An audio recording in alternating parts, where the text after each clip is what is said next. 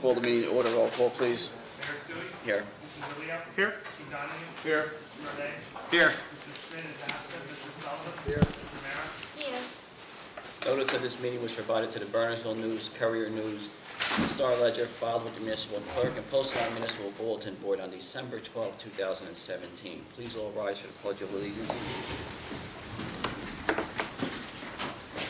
Pledge allegiance To the flag of the United States of America and to the republic for which it stands, one nation, under God, indivisible, with liberty and justice for all.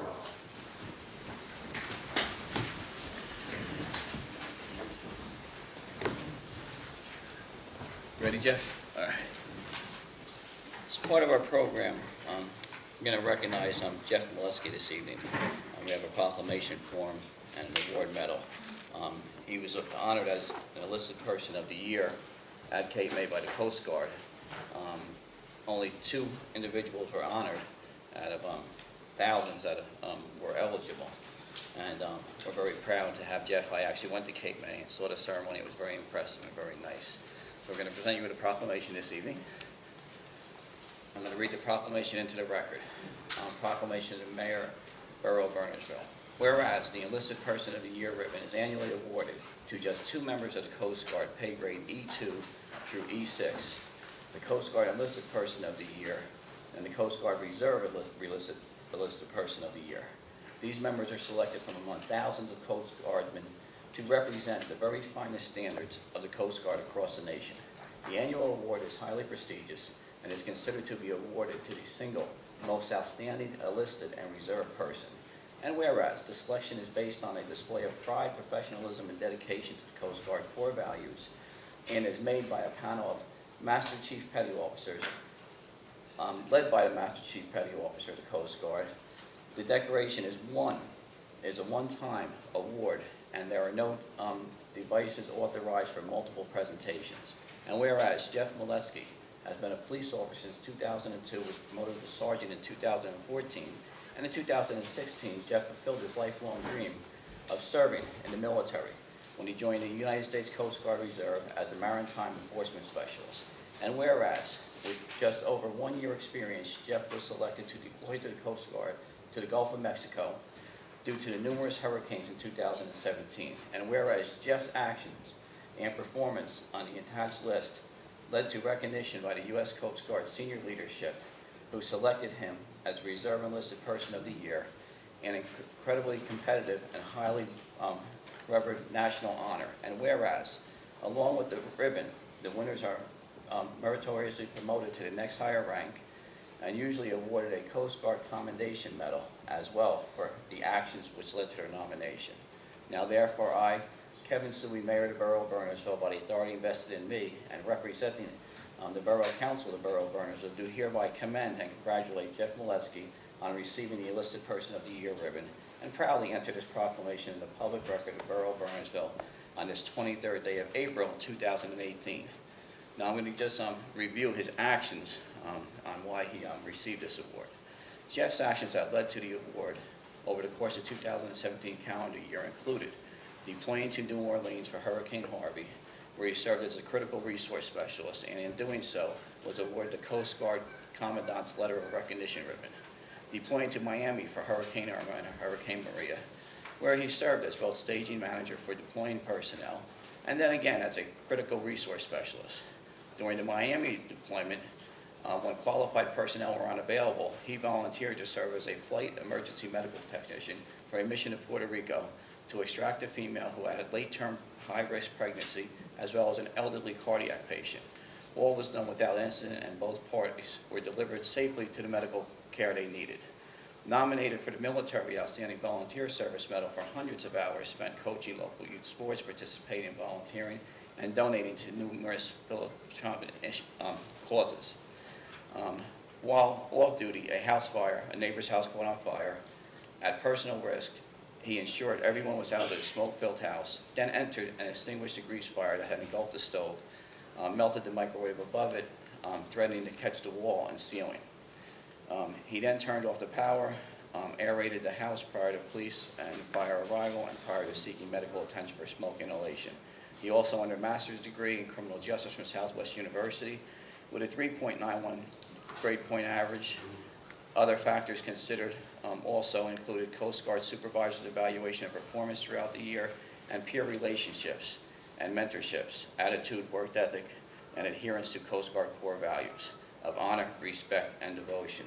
Now, besides this proclamation, the governing body is also going to present it with an officials menu for achievement, courage, and high ability in carrying out the mission of government presented by elected officials of the community to individuals at our discretion. Jeff, congratulations.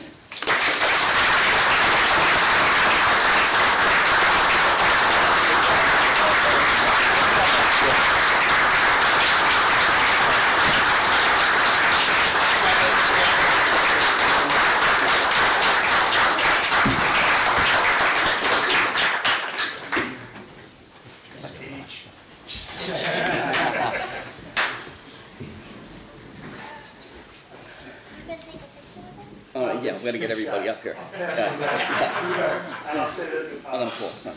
very similarly to what I said down there were a number of people who could have been honored, and I was just humbled and did not take anything for granted. It was all teamwork.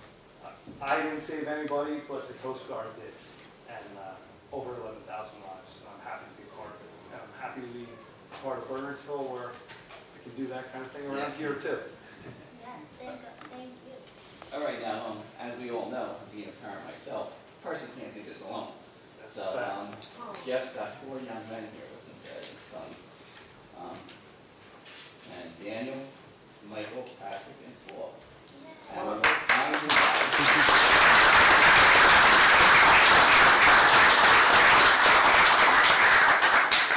and this is a Certificate of Achievement Award for your continuous support of your father, Jeff Molesky, on receiving the enlisted person of the year ribbon.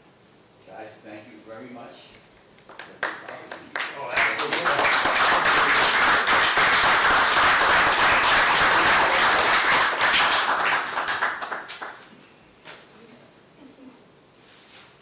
Mike?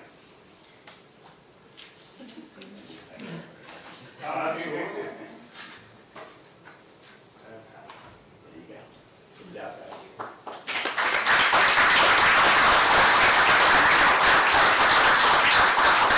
Now, like I said, a person can't do this alone, so this is the left.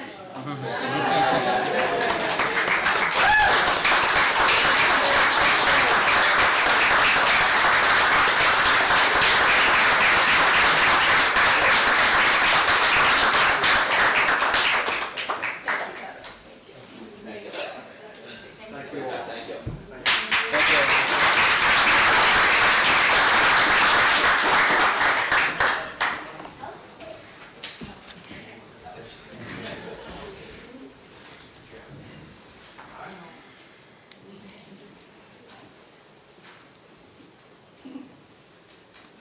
All right, approval of minutes.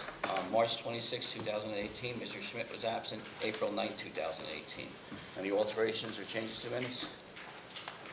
All right, seeing none, I'll entertain a motion to approve the minutes. Who? Moved by Mr. DeLeo, have a second. Second. Second by Mr. Sullivan. All in favor? Aye. Opposed? Abstained? All right, the ayes have it. At this point in the meeting, we'll open session.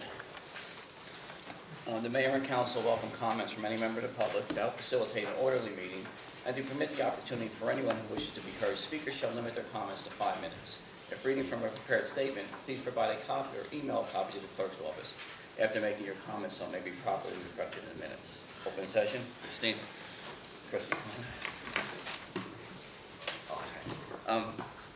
You have some, okay. Can Dave just present something real fast? He has something for Jeff while his family's here. Well, I asked Jeff to hang here for a little bit. I'm here on behalf of Senator Bucco, Assemblyman Carroll, and Assemblyman Bucco. I guess I'll come up a little bit. I don't like... From the state of New Jersey, the Senate, the General Assembly joint resolution sponsored by Senator Bucco, Assemblyman Carroll, and Assemblyman Bucco. There's more whereases. Okay.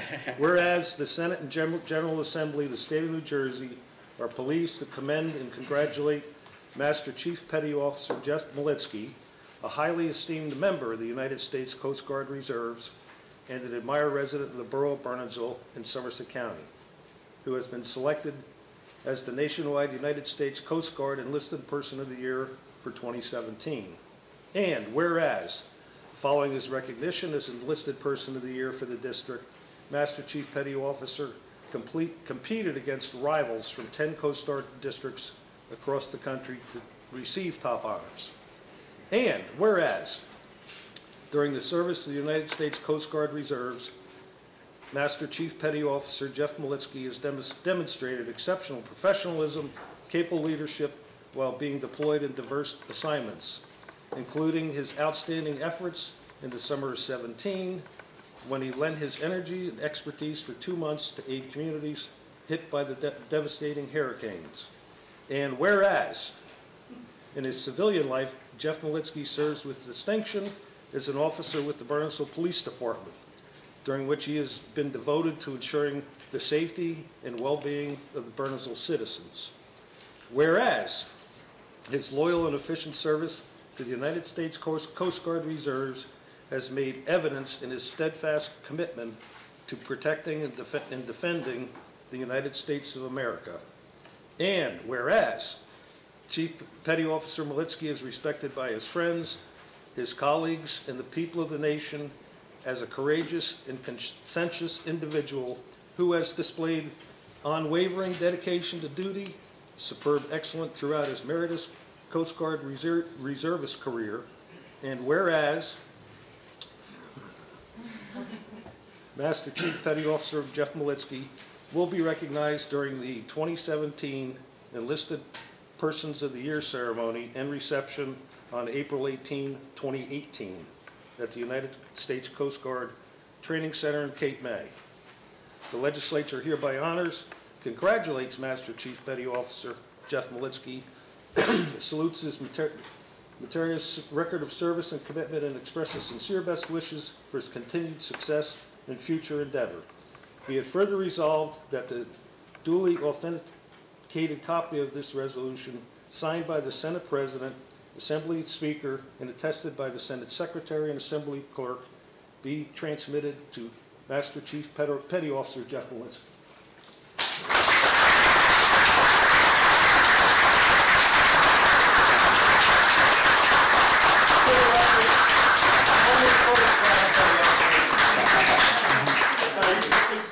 Thank you, everybody, for your patience. I think everybody's out on the coast. Thanks, Jeff. Thank you. Thank you. Thank you. Thank you. Let's see, you're up.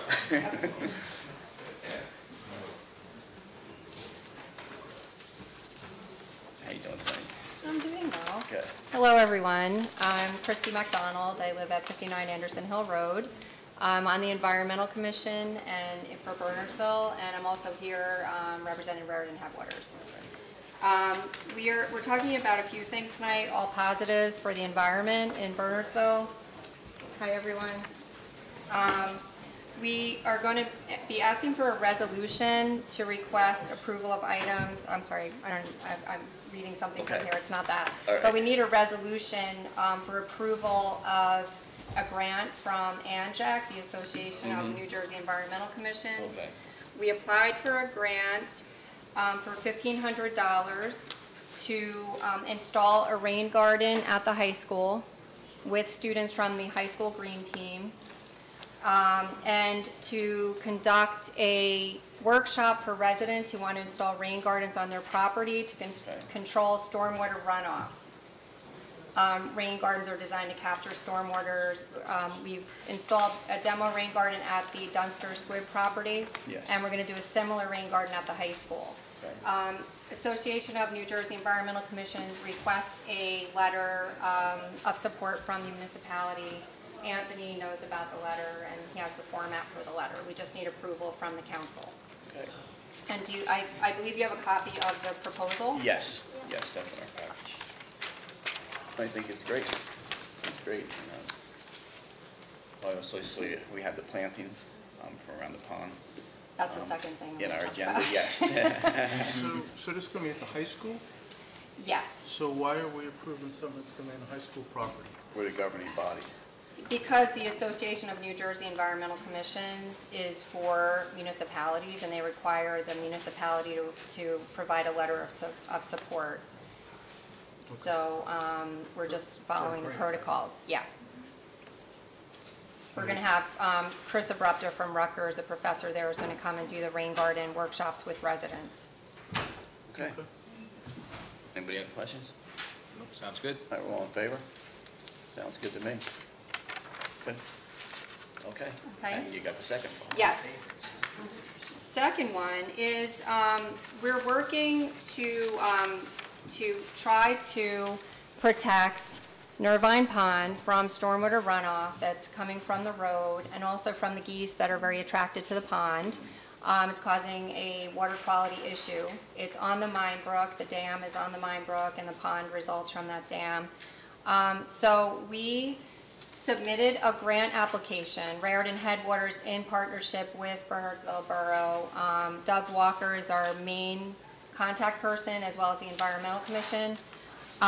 We submitted a grant to the Nature Conservancy, Roots for Rivers program, which is aimed at planting trees along streams and rivers to protect the stream from erosion on the banks and stormwater runoff.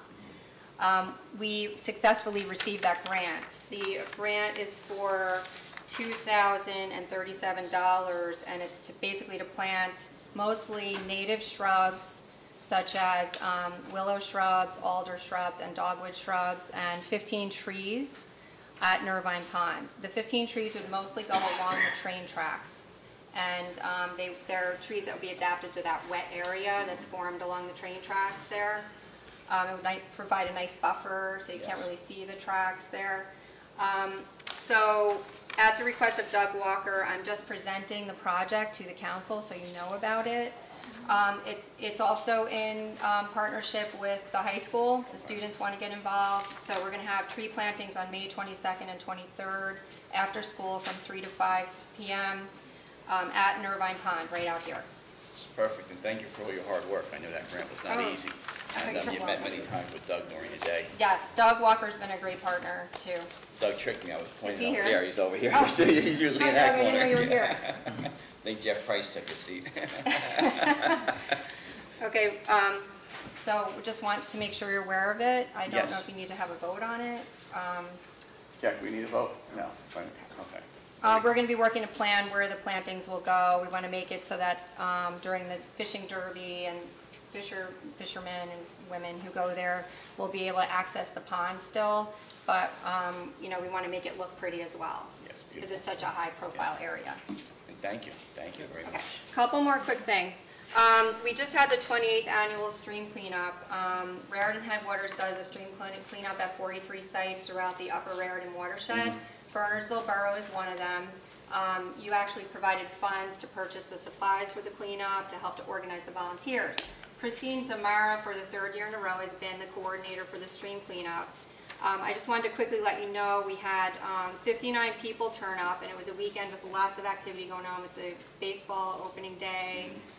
There was the 5K for St. Elizabeth's. We still have 59 people. We cleaned up 3 miles of stream. We had 18 bags of trash for the landfill, 12 bags of trash recyclable. It's a lot of trash.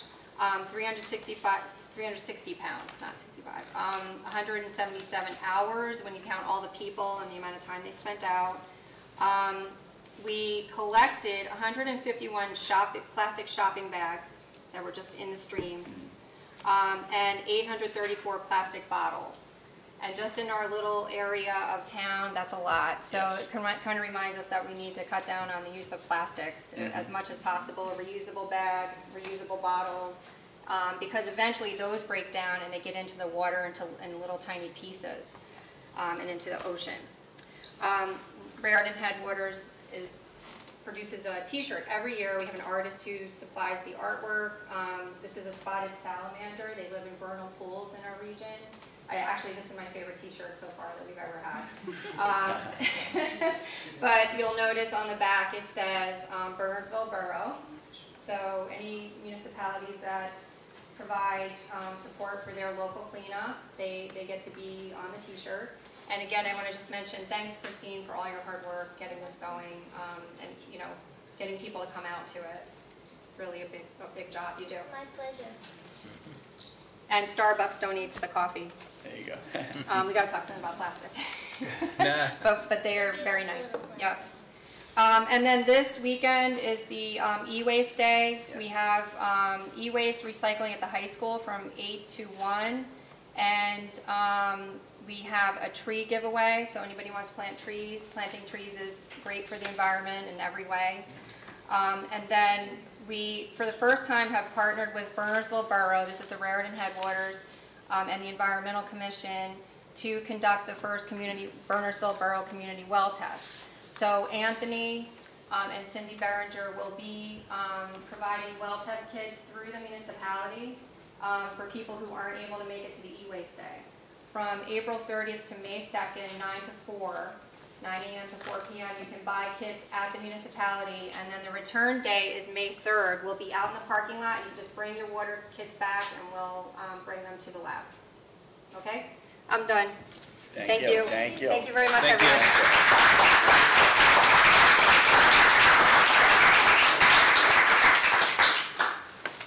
Anyone else for the open session? Melanie?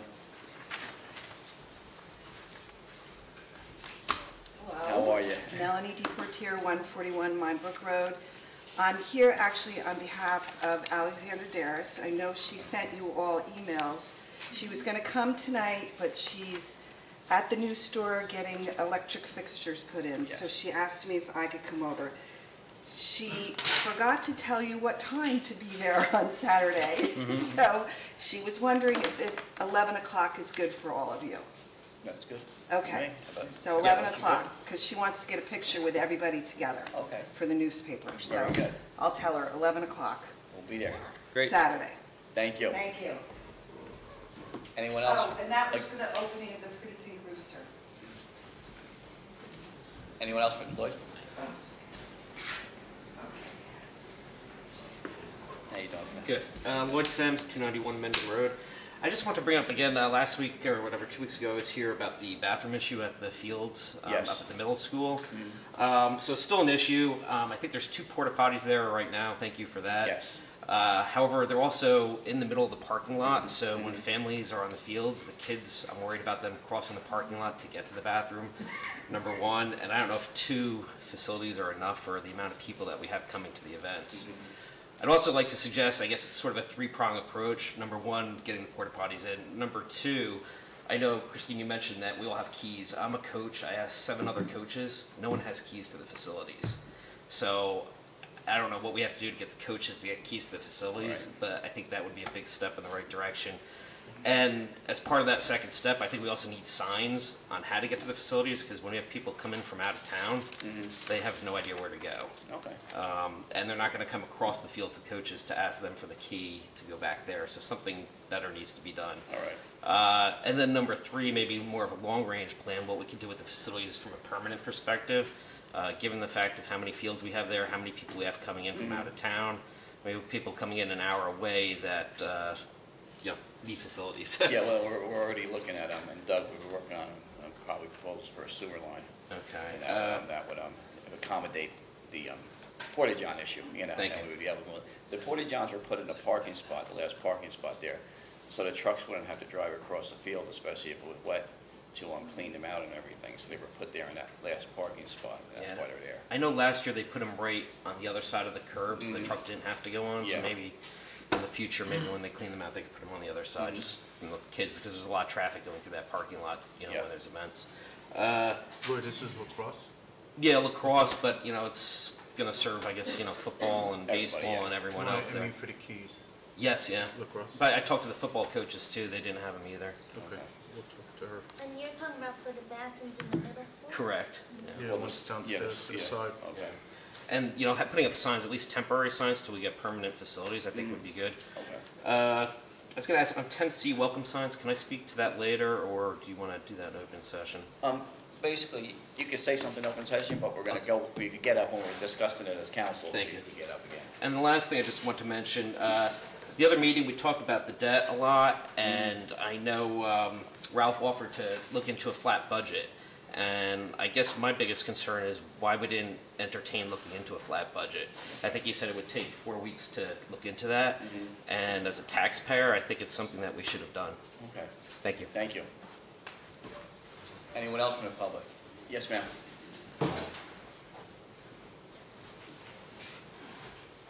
How are you? Hi. I'm Mary Snyder. I live on 21 Locust Drive. Hi, Mary. Hi, how are you? Good. So I know I've been probably inundating you with emails concerning, no, okay.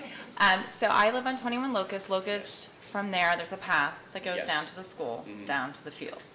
And I know I was just there just literally 15 minutes ago. Looks like they brought some sort of dump truck in or something, and they have some dirt that they put down. I don't know, what the plan is. My husband had suggested maybe, 3/4 inch gravel to put along that pathway. The fence is still up. I was told, I think possibly May 1st, that fence was gonna be going down. Obviously seed, I think that they're gonna reseed it. I don't know if you are involved or if that's the Actually, contractor. there's still a few things that they're running, some conduits and, they're going to put a Okay. flagpole up and some Okay. going to that. So. Yeah, because there's quite a bit that still needs to be done, and just following up.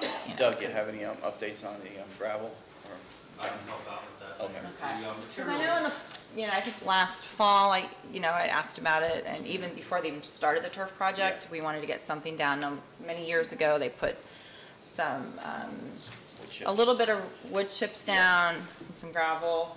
When it does rain, that water just Yeah. runs down that And it pathway. washes everything away. It's And not there's heavy. nothing holding it in place. There's no grass, there's no shrubs, there's no nothing.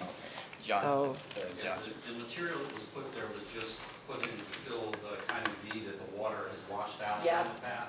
We need to Yeah. get something pretty sturdy down, and then we will follow up with stone or wood chips or something like yeah. that to bring it This, on. I mean, the stone was great, because there always was a little bit of base of a stone that was there before. I guess it would be nice to have more of like a structured path as you walk down that way. Just because, there's so many people that walk you have their that whole dogs neighborhood down there, there. everybody They, a lot of people don't even live in the neighborhood. They walk, they use that, it's like almost like a park-like setting there. Yeah. So, and the kids, with the turf field there, and the tennis courts are there, the school's there, so many people utilize that whole area, it's so nice. Yeah.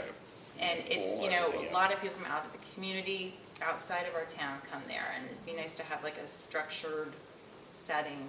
And just in your area, you have quite a few children that use We it. have a lot of families. So just wanted to, suggest we can, All right. and thank you for going forward and working on that. No, thank 'Cause you. I've been, my daughter's a junior in high school, and we still have not had, and she's been going to Bedell forever, so like to have something nice there, so, okay. Very good. We're going to keep working, so keep Okay. sending us your suggestions, okay? Okay, thanks. Thank you, ma'am. Okay. Thank you. John, I have a question. Is that all borough property, that path that goes up to the street, or is it private property part of it? It's public up to the driveway.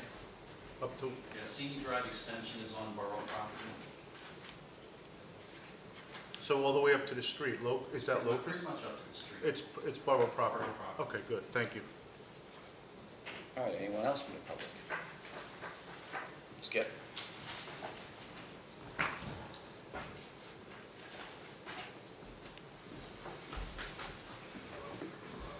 Where's the Old Fort Road? I have two questions. I'm bringing these up because these are resolutions tonight, which I don't think we'll be able to discuss in public. Okay. The first one being 18108, there's a office or emergency manager accepting funds for a sub-grant award. Well, how much was that sub-grant award? Well, $10,000 is our match, a little over 10,000. So that's the most we get. Right. Okay, and where's that money go? Gets appropriated back into the budget for salaries and emergency management equipment. Okay, so tonight when you vote on the resolution, you're going to vote to put the monies into salaries? And equipment. And equipment. Yeah. The If you read $10,000. the attachment, yeah. Okay, and you don't know the split between the two? Kev, what's, Split, yeah, the split is on the budget detail worksheet, which isn't part of the resolution. If you read, doesn't the resolution have the cash match and the Andy, you put that federal online? match and the local match? Yeah, it's online. It talked about the local match, okay. And on the bottom, it has the numbers set up in the chart. Okay. The other one was the final resolution, which was 18117, which is a grant submission to the Somerset County Historic Preservation Grant Program. Now, I read this, and this seems to be for the Dunster House, one more time. Yes. Okay, that's good. In case everyone wants to know, the Dunster House was bought by the borough here using open space money in December 2007. So right now, we're into 10 and a half years later. And I want everyone, if you're going to leave tonight, drive up, check it out. It's a mess. And matter of fact, they're coming back, and the question I have for you guys, over 10 years, what's the total amount that has that's been purchased or, they've been used on the purchase of the property and spent on the renovation, and how much are you asking for today? And is this just going to go on forever? Because I can remember one time I came here, and the architect, which Dan brought with him, or the historic preservation architect, he said this should go on for 5 years. Now we're at 10 and a half. And, and I bet you the monies are $5 million. I mean, so someone's paying for it. Do you have any actual statistics? Like, are you just estimating? No. This was a presentation made by the Historic Preservations for the $5 million. Oh, I'm just estimating. I don't think I'm. Well, I don't know. I think I'm pretty close, until proven otherwise. So It's about $250 a year, right? Yeah, it's probably more than that. Yeah, about that much. I would just make a note, if you're going to make a statement like $5 million, if you could bring some information to provide. I can make a statement. This is why, because, no, I'm just asking, because last week you talked about the tax levy, and you presented data as if it was for this year's budget, for the tax increase, but it's actually last year's data. No, what I presented was the tax increase, the tax rate, Ralph, if I'm not mistaken, is 4.436 municipal tax rate. Am I correct? I believe. Yeah, I think I am right. The data sheet that you pointed to, that Ralph provided us with, doesn't have the tax rate That's for right. 2018. If you want to go back and play the tape, you would find out that I said, if you pass this year's budget, which you did, I said this year's effective tax rate was 0.36%, 0.43 for each $100 of assessed value. So I did say that. So I did tell you, this was this year's. Right now, we're in 2018. Okay. And it was based off of January 2008. If you're going to make a statement, if we could see the numbers, that would be helpful, because then we could see the numbers that you're referring maybe the to. borough should provide the numbers to the public. What do you think? Great idea. Send your request in, please. Well, no, you guys are elected officials. You should be doing it. The budget is posted, so. For the historic preservation? No, historic. Oh, no, that's what he's asking. I thought he was talking about. No. Okay, all right. I was correct. Okay. Thank you. Thank you, Skip. Anyone else from the public? Seeing none, I'll close the open session and move on to ordinances. All right, I'm going to open a public hearing on ordinance 1767 concerning the use of borough facilities by outside organizations and supplementing and amending Chapter 2 of the Borough Code entitled Administration. All right, public hearing's open. Anybody from the public? Council members? I just have a Yeah, couple questions. When you're an unaffiliated individual, you have a 300 in liability coverage, 300,000, as opposed to everybody else is $1 million. Yes, these are from the GIF. They're okay with that? Yeah, they're taken directly from the GIF manual, just so that residents have a place to notify, and also make them enforceable. I mean, there is a provision that says special event warrants higher coverage. So I guess you can modify it. That's no comment. All right. So, seeing no one else, I'll entertain a motion to pass on final reading and adopt as published. I have a motion. I'll move. Moved by Mr. DeLeo.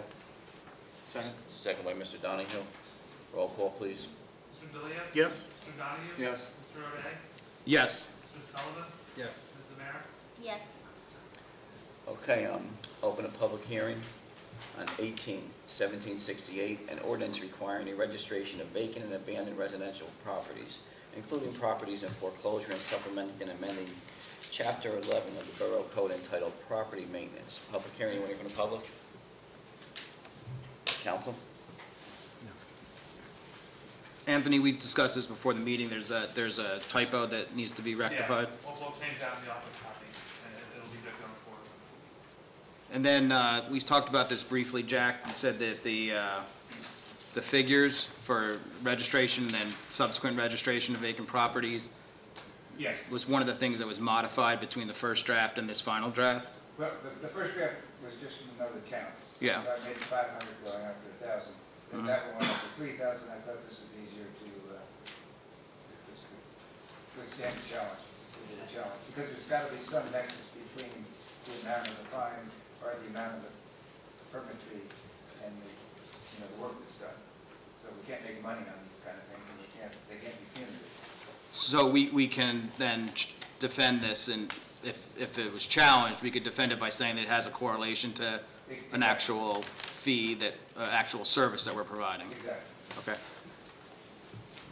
All right, and Mike, good work on this with the Housing Committee. You guys put a lot into this. All right, seeing no one else, I'll entertain a motion to pass on final reading and adopt as published. So I have a motion. Move.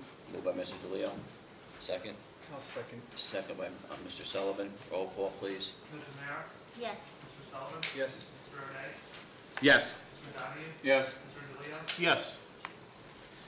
All right, we have an additional ordinance that Jack was working on today, and that's for a paper street. And Chip, you're here.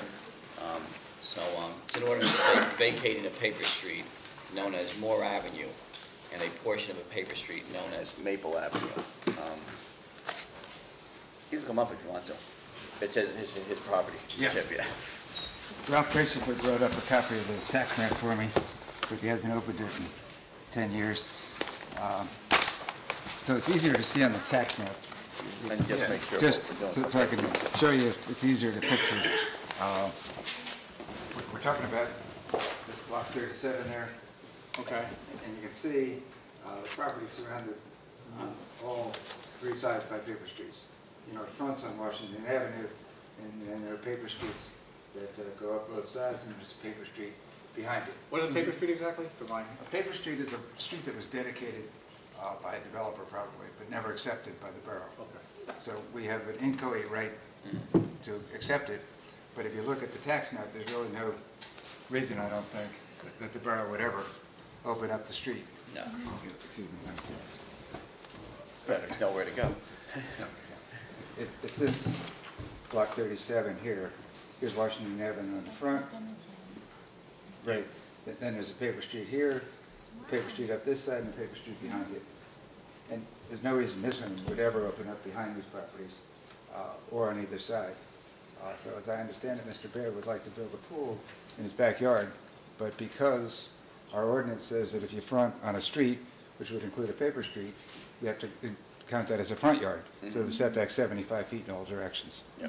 So that's why he's here tonight. Sorry, I just wanted to. Who actually owns the property on the street? Now, that's the other point, is that the borough doesn't own a paper street. It's just the right of the public, if you ever decide to accept it, that you can. So we can't sell a paper street. And when it's vacated, it reverts to the former owner or his or her successor in title. So we don't establish title. That's really up to the property owner. Usually it goes 50% half to each side. That's not necessarily the case. But the pool won't be on the paper street. No. No, It's just the setbacks and stuff. Yeah, I can show you a small picture of that, but with those lines there with the 75-foot setback, there's almost no room left, whereas if we had a normal setback, like a normal property line, we'd be well within the normal setback. So we're not trying to do anything unusual, but we have a hardship because we're surrounded by paper streets, which at least two of them we're seeking to vacate. So that would give us enough room. And then, yeah, you don't have to move everything around. And here's your neighbor here. And this is my right good next neighbor, right next door. Mr. Alex, and Yes. so we've been neighbors for. I'd like the part behind the adjacent property, which is mine, vacated also. Okay. I'm a little triangle there, and I don't have much property in the rear, and it's got that 25-foot easement behind. Yeah, right now, Jack, the ordinance tonight just addresses That's right. So the you one change property. description, so it goes all the way out. That's not pretty on the building. All the way out to, So you're, Is this on here? you're 30. No, this was, 138? there's a couple other resolutions that came in late Oh, there. Friday. Right, here. So if you're agreeable to that, we would change the description from Maple Avenue from the northerly sideline of Alexander all the way to its terminus at Washington Avenue. Right? yeah. Right, so Jack, are we saying that? Yeah, we can just do that and I'll send Anthony Okay. if that's acceptable. All right, is everyone? Are we voting Okay. on this resolution It's now? just an introduction right now. We'll, We're have the, introducing it? Yeah, we're introducing it, and we'll have the public hearing next meeting. Okay, so I'll entertain a motion to introduce. Just sorry, does it have to be on the agenda? Does the public? No. Entertain a motion to introduce. I'll introduce. Introduced by Mr. DeLeo. I have a second. I'll second. Second by Mr. Mara. All in favor? Aye. Abstain? No? Okay, next meeting we'll have a public hearing. Thank you, Jeff, thank you.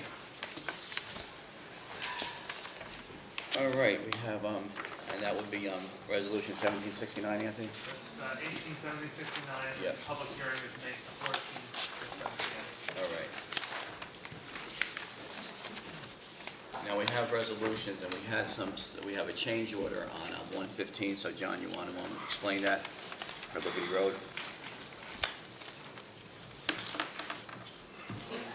Sure. When the project plans were first designed, we were hopeful, I don't know if you're familiar, between Sunset and Sunnybrook. On the high side of the road, there's a ditch that runs the length of the properties. We were hoping to just grade that out, not have to put pipe in. After we got the Belgian block curb in there, and some residents pointed out some buried leader drains and sump pump drains that drained to the ditch, we found it necessary to put in some positive draining pipes and a few catch basins. The original resolution that you had anticipated 24 hours to do the work, it's not taking that. So there's a reduction to...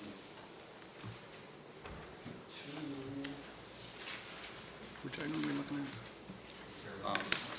115. 15,973. And there are adequate funds to pay for the increase in the contract price.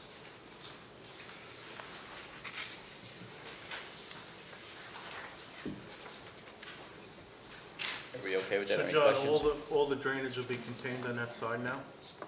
Where those ditches were? Okay. All right, and we have two additional resolutions that came in late Friday after we posted the agenda. Or today, and so we have Resolution 118, that's accepting a donation for the Rose Bowl. And it's from Jody Sebastian for $1,035 of, she's a Somerset Hills Dragons softball coordinator. And it's a plant pack of Cassandra to be planted behind the shed and electrical board, tarp for the lower half of the backstop, fencing along the river on first base side to prevent loss of softballs into the river, and ornamental grasses to be planted along the outfield fence. So we added that onto the agenda. And also 119 is accepting a donation for a flag at the pole and mounting fixture at the train station. And Mr. Weissman, thank you for your donation. We appreciate it. He noticed the flag was there for years, and I guess with repainting and some repairs, it disappeared. But we thank you for noticing that and donating. Thank you. Thank you, sir. Thank you. Okay, so on our resolutions, does anyone have any questions, or you want to pull any? That's 103 through Which one? 119. Which one is this, 119?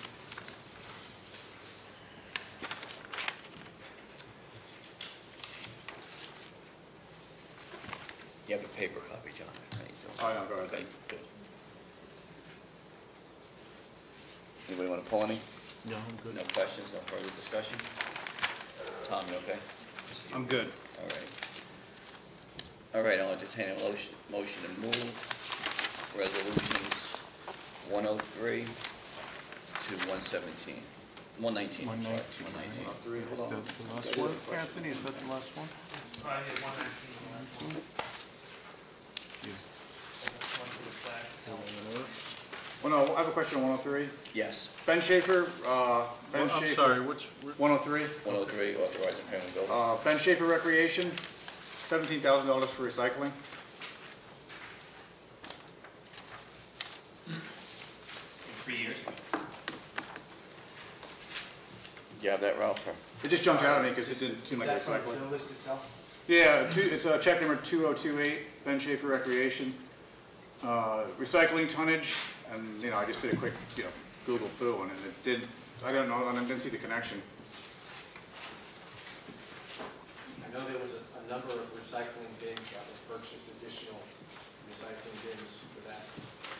What page, do you know, have the page for that? It's 22 of 110 on the PDF. It's, I don't know if there's any other pagination on it. If you want to leave that one out there, I'll find it out here and just go back to it. Okay. So we'll pull 103 Please. until you get an answer. Okay. Okay, so we go 104, 18104 to 18119. Entertain a motion to move. 19. 19, yes, I said. Oh. Yeah. I'll move. Moved by Mrs. Leo. Have a second? I'll second. Second by Mr. O'Hara. Roll call, please. Mr. DeLeo? Yes. Mr. Donahue? Yes. Mr. O'Day? Yes. Mr. Sullivan? Yes. Ms. Amer? Yes. All right, reports.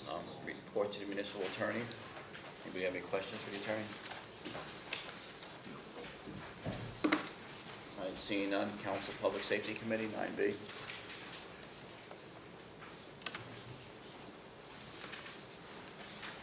Any public safety? Chris No, no, isn't Chris. here.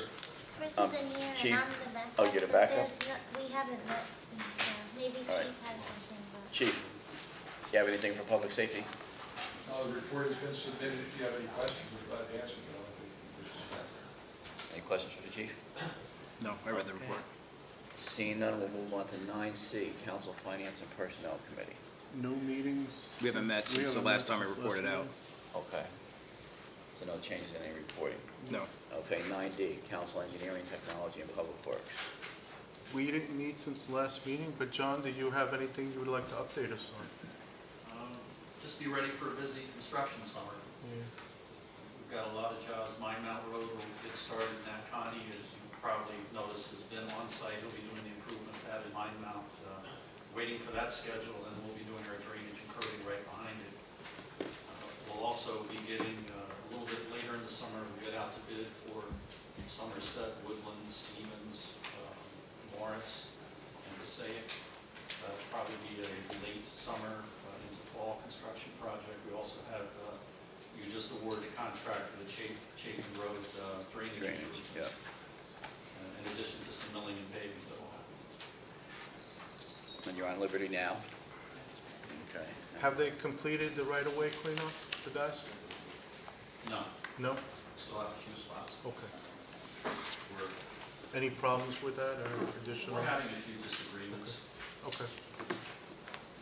Nothing to discuss? Expected, no. Okay. Try and find. I guess that's it. Anything else? That's it? We'll have a meeting next week and we'll report for next time. All right, any other committee or commission reports? Housing, zoning, zoning enforcement, any other committee reports? Historic, shade tree? All right. Yes. The only thing I have to discuss is in the next section, so it's related to environmental commission that wasn't stated. Okay. so- You gonna bring it up the next session? No. Section? Yeah. Yeah, okay. All right. Anything for housing? Close this section with reports and move on to items of business. 2018 Farmers Market and 2017 Farmers Market recognition. Ed, you're up.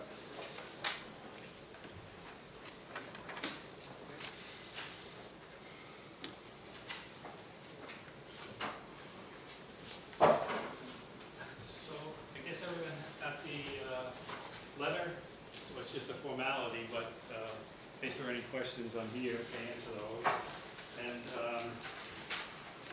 then I gave you a list of all the farmers that are coming. Yes. And then I gave you a list of all the new farmers who we hope will come, but I haven't actually gotten, you know, they haven't submitted all the paperwork. So, you know, they need 3 forms of hold harmless, that has to be notarized, and the insurance, which costs a little money, and the general concessionaire, so they haven't done that yet. And then one last thing, we got, the farmer's market got this little award. And it's from Somerset County, and they have Somerset wants the healthiest county in New Jersey. That's what they're trying to do. So they gave out an award because they think the farmer's market's going to contribute to that. So I just wanted you all to recognize that. And maybe if for the newspaper, we can have Mike take a picture for us with Anthony, because he's really instrumental in getting this, and the mayor, of course. Is that possible? Sure. Can I do that? Sure you can. Come up here, baby. Because Anthony, I mean, you know, without Anthony, we never would have gotten this done. And so,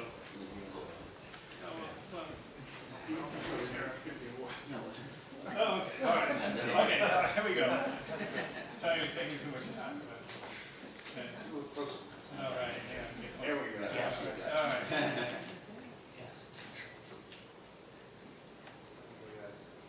Okay, thank you very much. Thank you. Okay, and then, all right, yeah,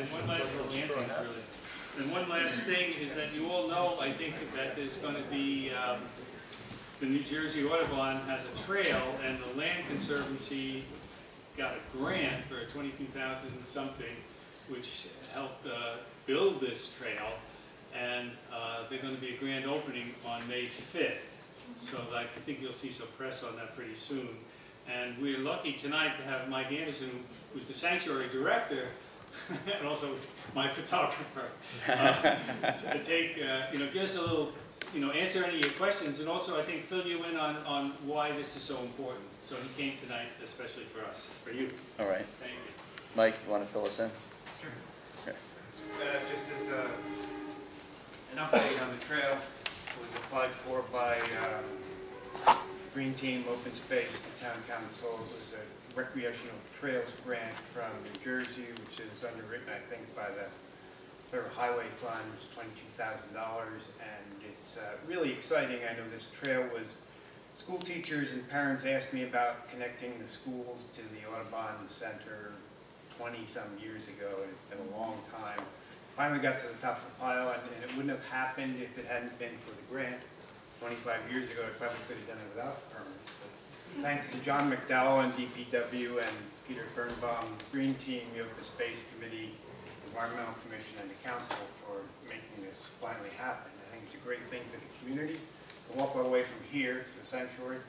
It's 275 acres, and someone recently said to me that it's probably the best kept secret in Bernardsville. People don't tell you about it because they don't want you to go. Just to mention, as an aside, it's not part of the Upper Raritan Headwaters program because Bernardsville is on the Continental Divide for watersheds in the local area. So we're on the Passaic River watershed. So you have 2 watersheds in the community here.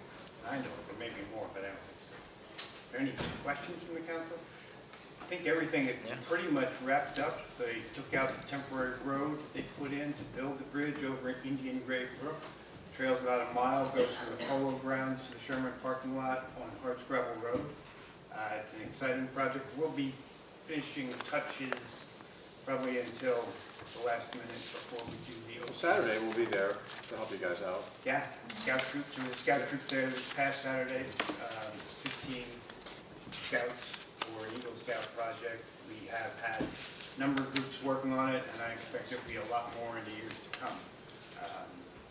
And there'll be a trail run. June 17th. June 17th, thank you. To help celebrate it as well. What else can I tell you about? Is it unofficially open now? It's unofficially open now. We have a few more trail markers to put up and fill in a couple of potholes. We'll remove boulders up on the trails. but it's intact. If you want to come over, I'm happy to show anyone the trail, go for a walk. May 5th is prime time, the leaves aren't out fully, migrants are coming through, so it'd be great for the bird watchers and group. It's a wonderful time of year before the mosquitoes are out and it's not too hot to go for a hike. So we're looking forward to it. The ribbon cutting, I think, Mayor, was 10 o'clock? I believe it's 10 o'clock down at that. So true thereafter, if anyone wants, we'll go for a hike on the trail. All right. And it's gonna be, the ribbon cutting's gonna be done by the sanctuary, by the bridge? Yeah, the So if you meet in the parking lot on Hardscrabble, we have lots of additional parking, and Eric, CEO, offered to run shuttle if we need it. He's pretty good guy. Thank you, Mayor.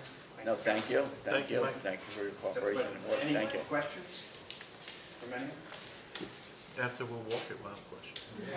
I'll be happy to answer questions. I think the last meeting, we talked about a official name for it, and did we Old Army decide Trail, Old I Army think it was. Trail was? Yeah. Okay, Yep. so if that's okay, then Yes. that's gonna be the No, name. I think that's perfect. The Open Space Committee meets tomorrow, Okay. so, Time. 7 o'clock? 7:30, Oh, maybe? sorry, 7:30. And they'll officially, I guess, Perfect, yeah. because we wanted them to say Okay. their recommendation, and All right. their recommendation so far is to call it the Old Army Trail, Okay. so. We thought it more appropriate than any other name because it was the road that the troops walked from Ducky Hollow to Bernardsville in 1779. Yeah, that's some history. And we'll get some signage that says it's to Patriots Path as well, too. Okay.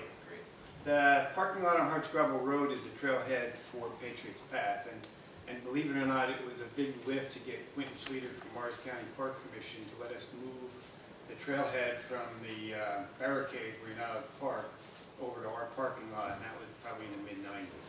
And that's because it's a Morris County Park Commission's trail, and they didn't want to have the trailhead in Somerset County. So there you have it. I think it's a great thing, and we're all moving forward. It's really going to open up hiking right into Bernardsville from across Morris County as well. So the connectivity is an important part for the recreational trail users and bird watchers. Be a great asset to the community for the school groups and school programming and the scouts. Have a lot of fun out there playing on the trails. So thank you very much. Thank you. Thanks, Mike. All right. And Ed, thank you for your work with the farmer's market. Okay, 10C, welcome signs. Lloyd, you have some.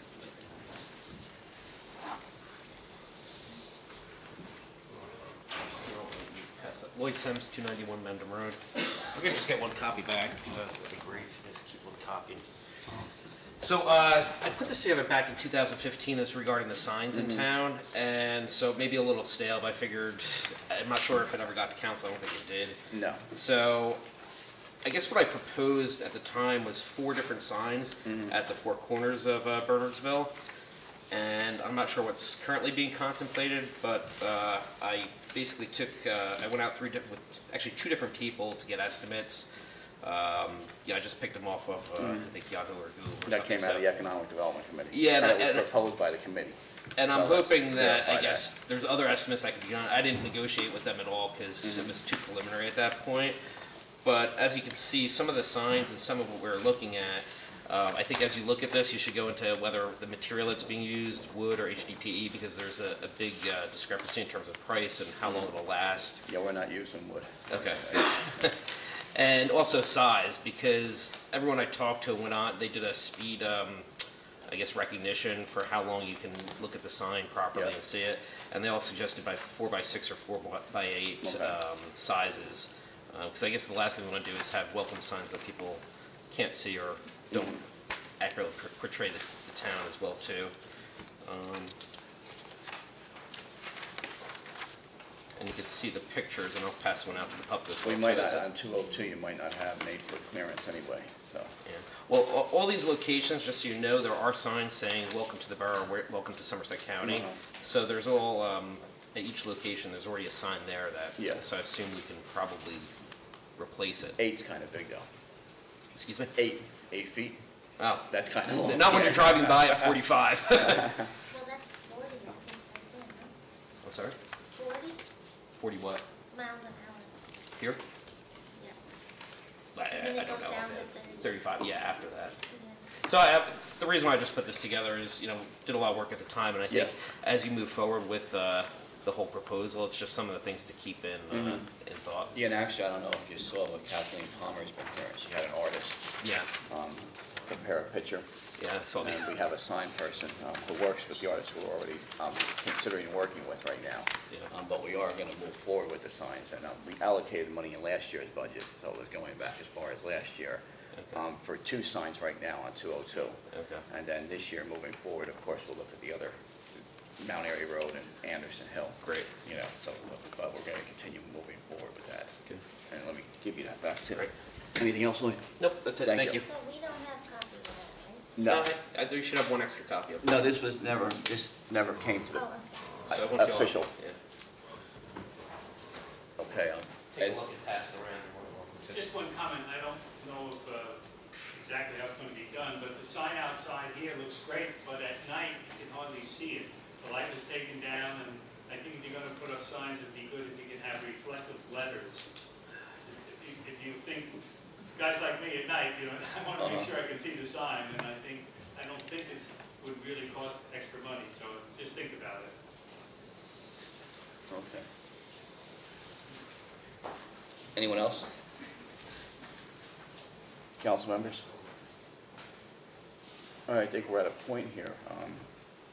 We've been discussing this, I basically brought it back up on the agenda because we have 3 new council members. So I don't want to move forward from last year, I just wanted to have everybody's input, current input.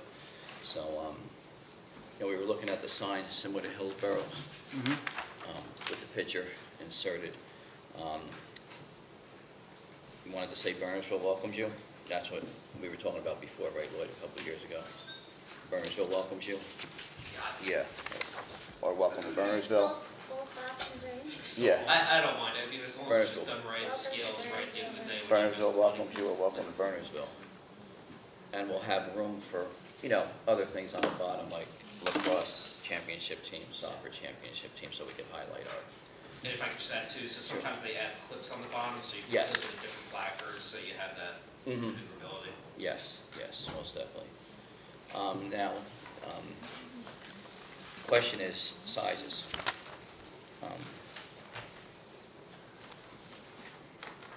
We could, the sign person recommended 3 sizes. They recommend 32 by 60, 35 by 60, and 32 by 48. I think the bigger is better, right, Christine? I think you mentioned that earlier. Depending on, the 2 locations we're talking about are on 202. Yeah, yes. We have to do the biggest.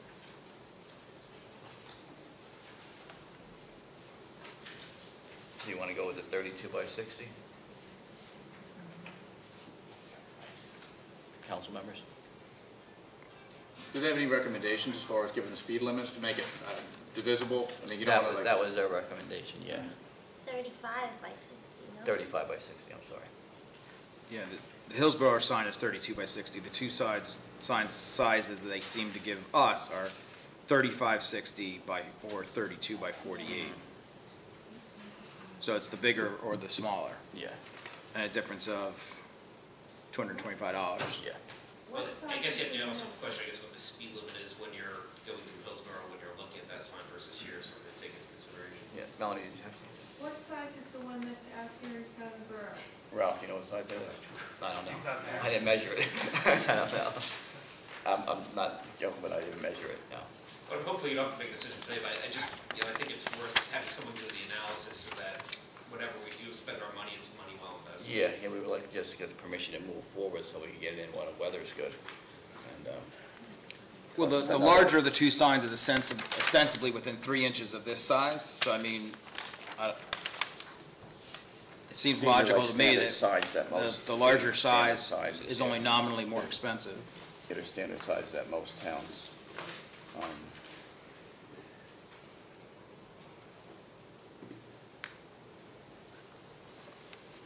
I think the 35 by 60 would be better. 35 by 60.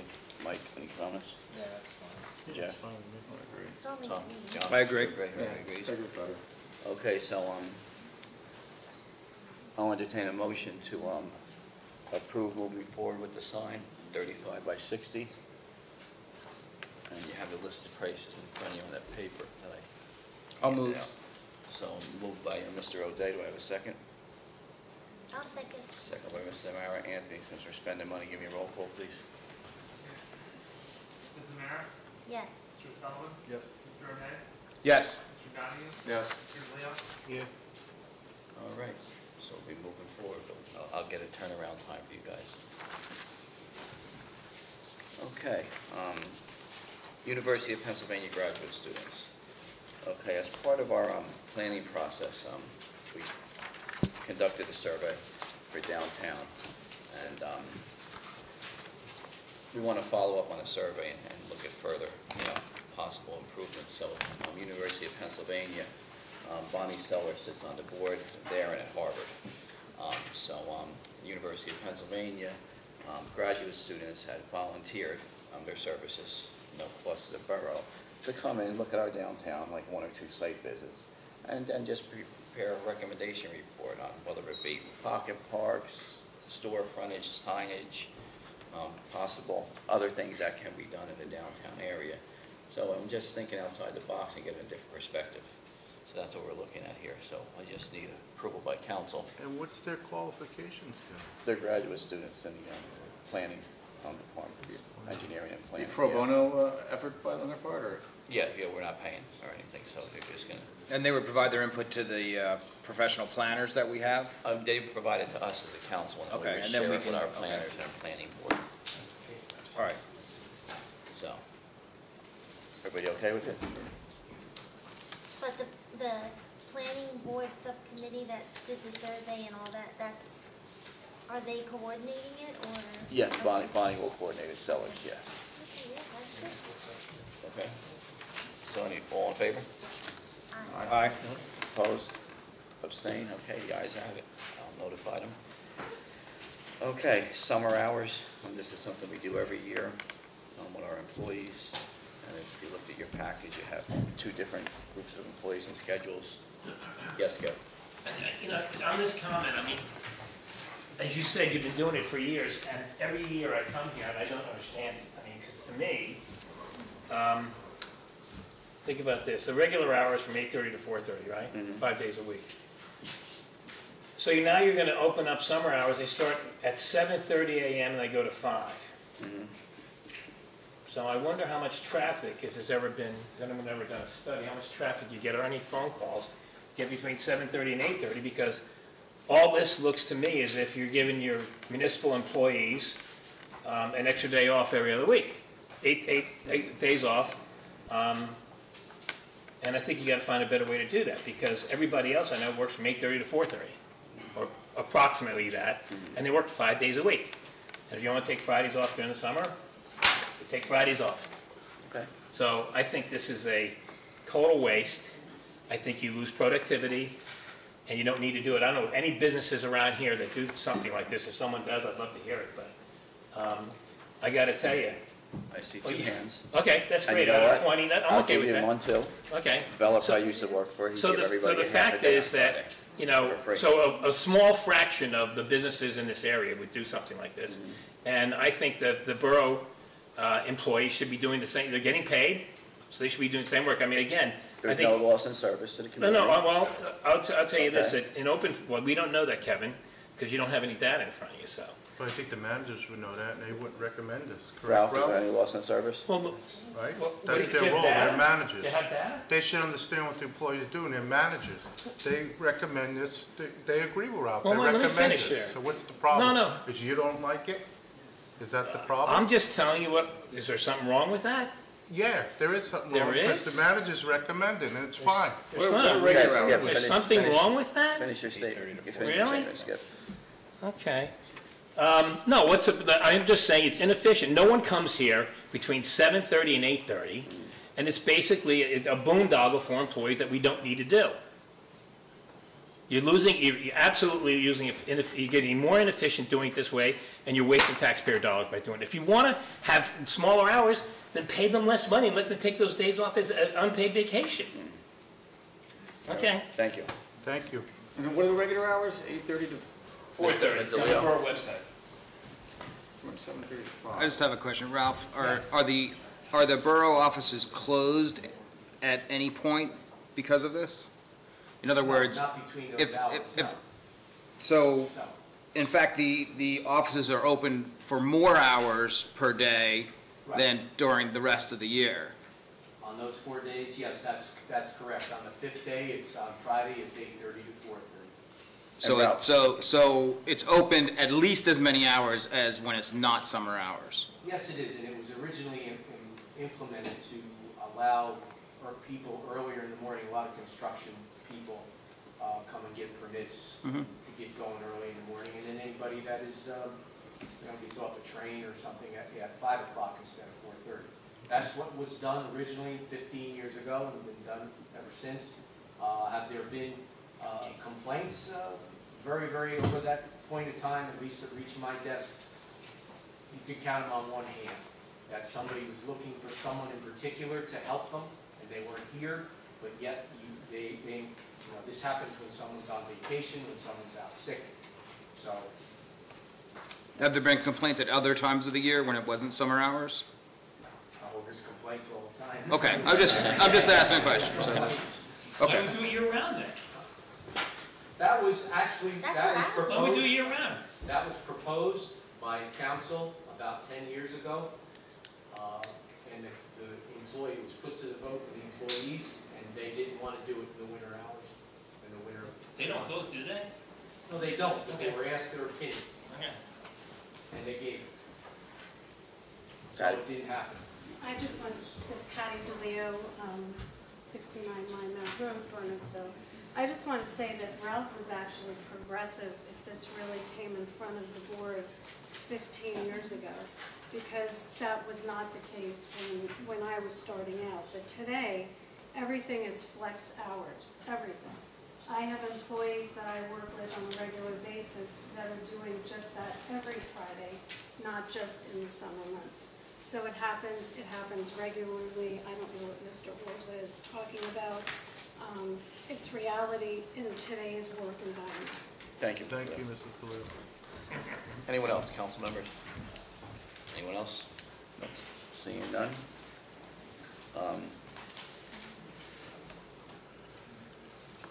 I'll entertain a motion to approve the summer hours. I'll move. Moved by Mrs. Leo. I have a second. I'll second. Second by Mr. Mara. All in favor? Aye. Aye. Opposed? Abstain? Anthony, the ayes have it.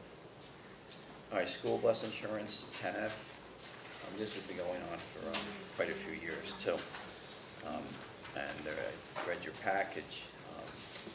There are recommendations by our insurance carrier from quite a few years back, when Sandy Jones was here. So, Jack, Jack, the recommendations are that we get a hold harmless agreement with the Board of Ed? Well, that was actually If the we're present gonna- manager's Yeah, recommendation. if we're I gonna think it's allow the buses to continue to stay there. correct. If we're going to do this, is there justification in requesting again, I know we requested in the past, that they park the buses on the gravel lot just to the side of where they're parking them now to reduce wear and tear on borough property? I mean, instead of asking them to insure for the location that they're in, can we combine this with the request to move to the gravel lot?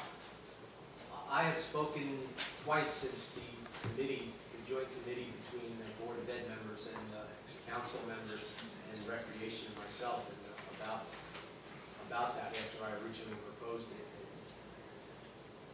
Kind of, I guess, a little lip service, but nothing has been done. And I believe the insurance would be also necessary even in the gravel lot because it's on borough property. Correct. Yeah, but I'm just thinking, like, if we go down the path and ask them for insurance here, and then we follow up with asking them to move, it's just like trying to get two things done in series versus in parallel. Certainly, any help from the governing body is more than welcome. I don't know, my opinion is, we don't need to park them in it's steps away to go into the gravel lot. It's less wear and tear on borough property. It seems a reasonable request to have the buses park on the gravel lot. I would propose that in conjunction with talking about this insurance, we again ask them in writing to have the buses park in the gravel lot. Does anybody have a different feeling? Mayor? Yes.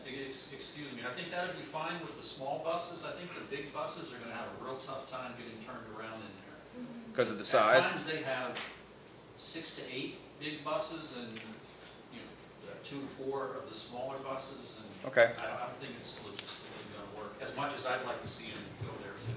Okay. The other issue with that is just the time of the year that the buses are parking there.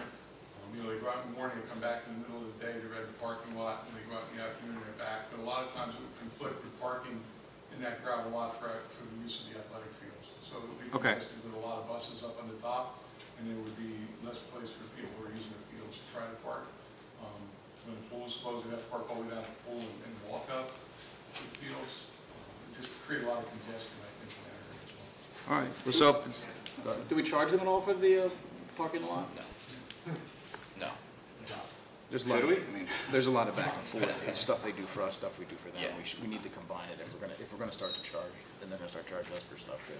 We should talk Pick about your it. battles. We should talk about it. I mean, just. There's more than one factor here. Yeah, I mean, it was Between us not and something the users, but the yeah, school, reasonable. the board or the administration. It can get contentious with them. I can imagine, that's why I couldn't light it that. Now, my understanding is they passed it on to the subcommittee. At the school board? At the school This board. thing's gotta die. Maybe one school board.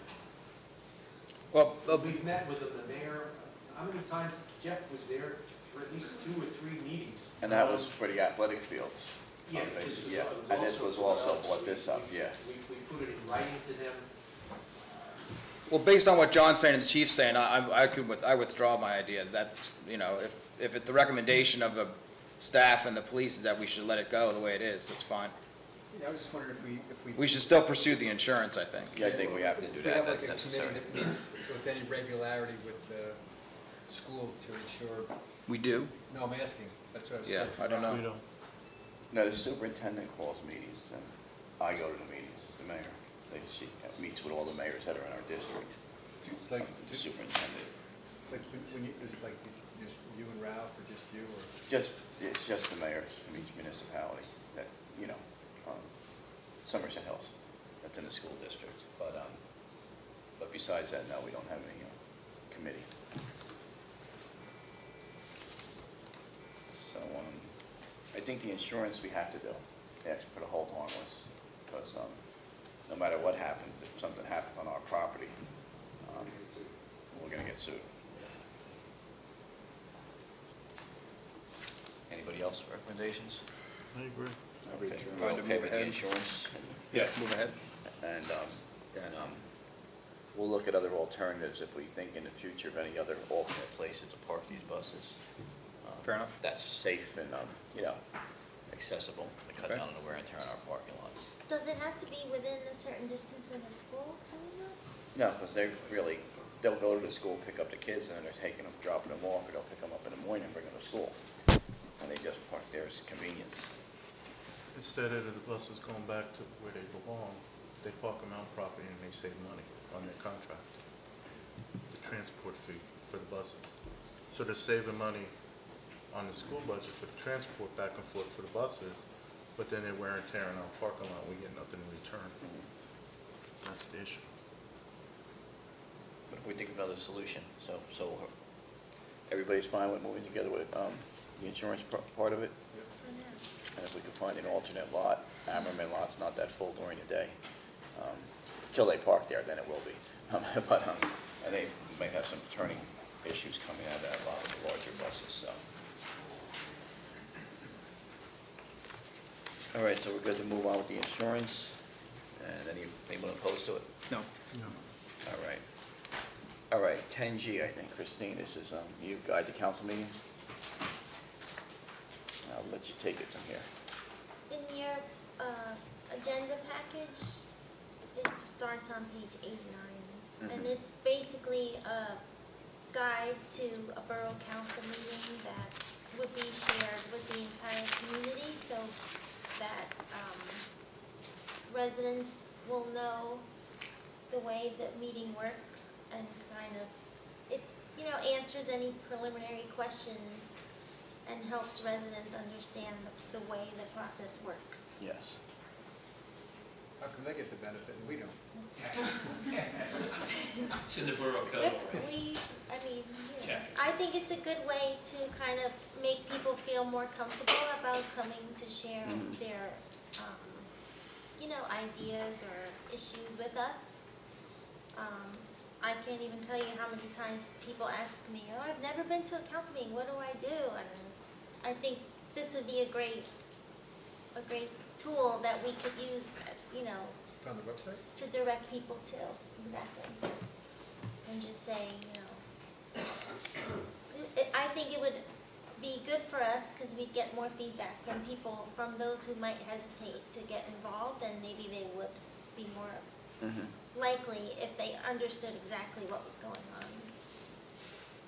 I think it was good. I think it was well written. And it is part of our code, but it is. I have another question. Yes. On that, exactly what you were saying. Right, it is part of as the long, as long as it's not changing the code. as long as it mirrors the code, and that's what I was going to ask the attorney, because when I looked at it, it didn't appear to do that. Okay. Jack? It mirrors the code pretty much.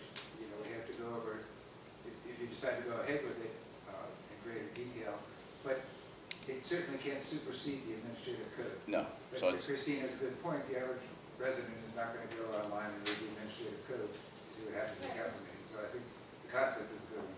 it's more informational. I took it as, Yes. pretty general public. And I get calls all the time where people say, "What do I do? How do I go about this?" And yes, Dan? Yeah, I assume you put it on the website?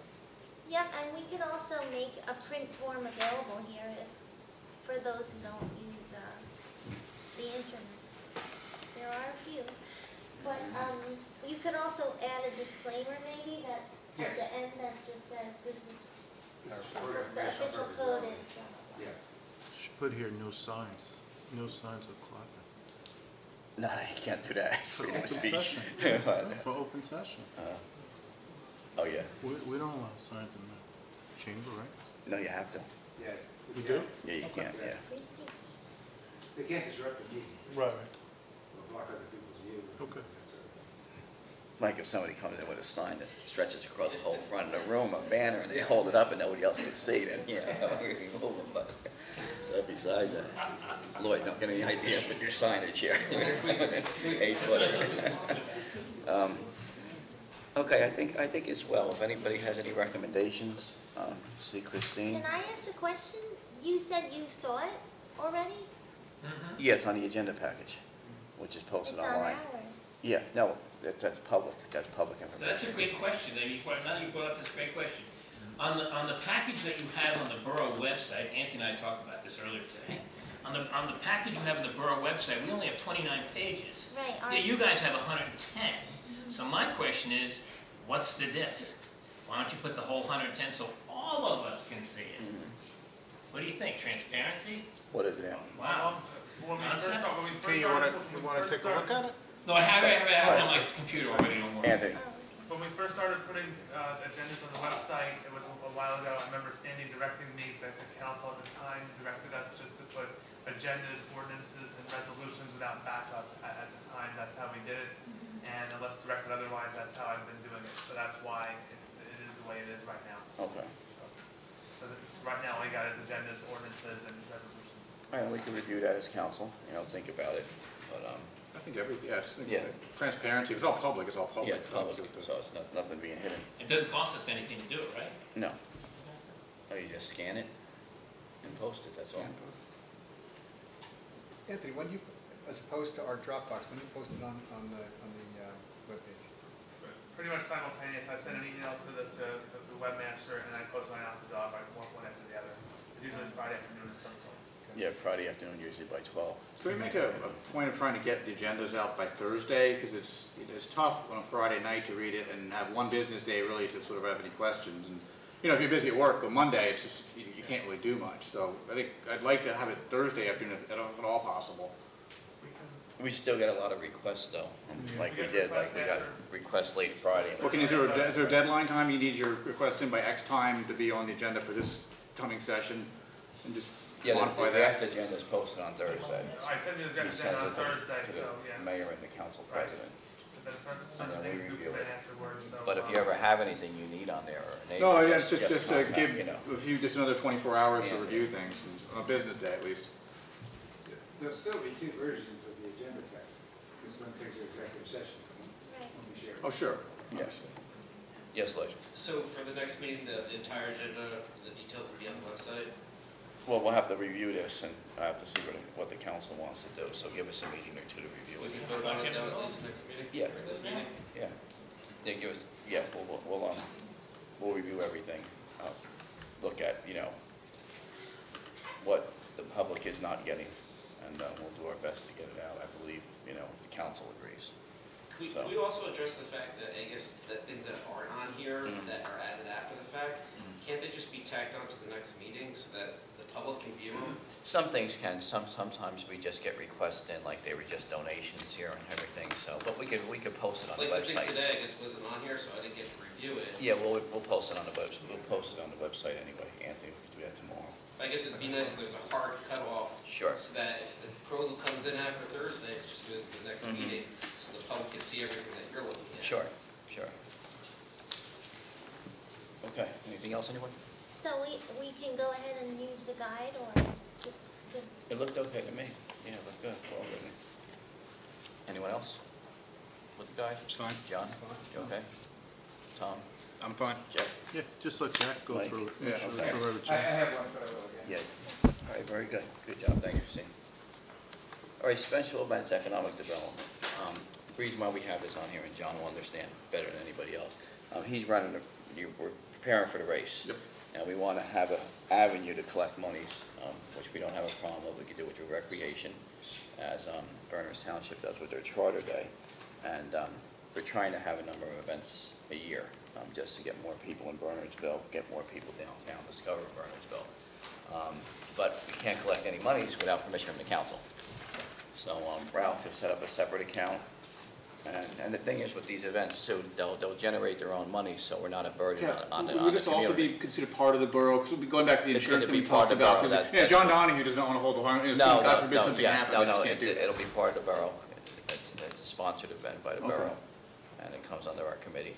Okay. And we just want to make sure everybody's okay with it, and we're moving forward. There'll be a separate account set up, and Ralph will take care of that. So what is this for? Any special events, like we for have a race example? coming up. Yeah, the Father's Day 17th. race. So this will be the first of And three. who's sponsoring that race? That'll be the Economic Development Committee and Special Events Committee. Is this going to be a which is separate standing Which committee? is part of it. Yeah, it's part of the Economic Development. Oh, so Special EDAC is Events. going to be sort of... Yeah, it's all part of it. And that's how we sponsor it, as a borough. Okay. And if we have a downtown festival or something, Right. and we have it annually, which people are asking for, we'll be able to collect monies, and it funnels into the borough. It comes right to recreation. We have online payments, everything, whatever you need. Lloyd had something to say? Yeah, I just didn't follow that. So you mentioned EDAC. We haven't met in how many years? Yeah, but you were at the last meeting. So I'm just trying to figure out what you're doing with EDAC right now. We're using that as a part of the borough. So for So that economic EDAC is development. going to become part of the borough? It is. It is. It's sort of subsumed up into the special events committee that Olivia was running Yeah. and Don was working on. Yeah. So EDAC, you were appointed on there. You were appointed by myself. Yep. John, you were appointed by me, right?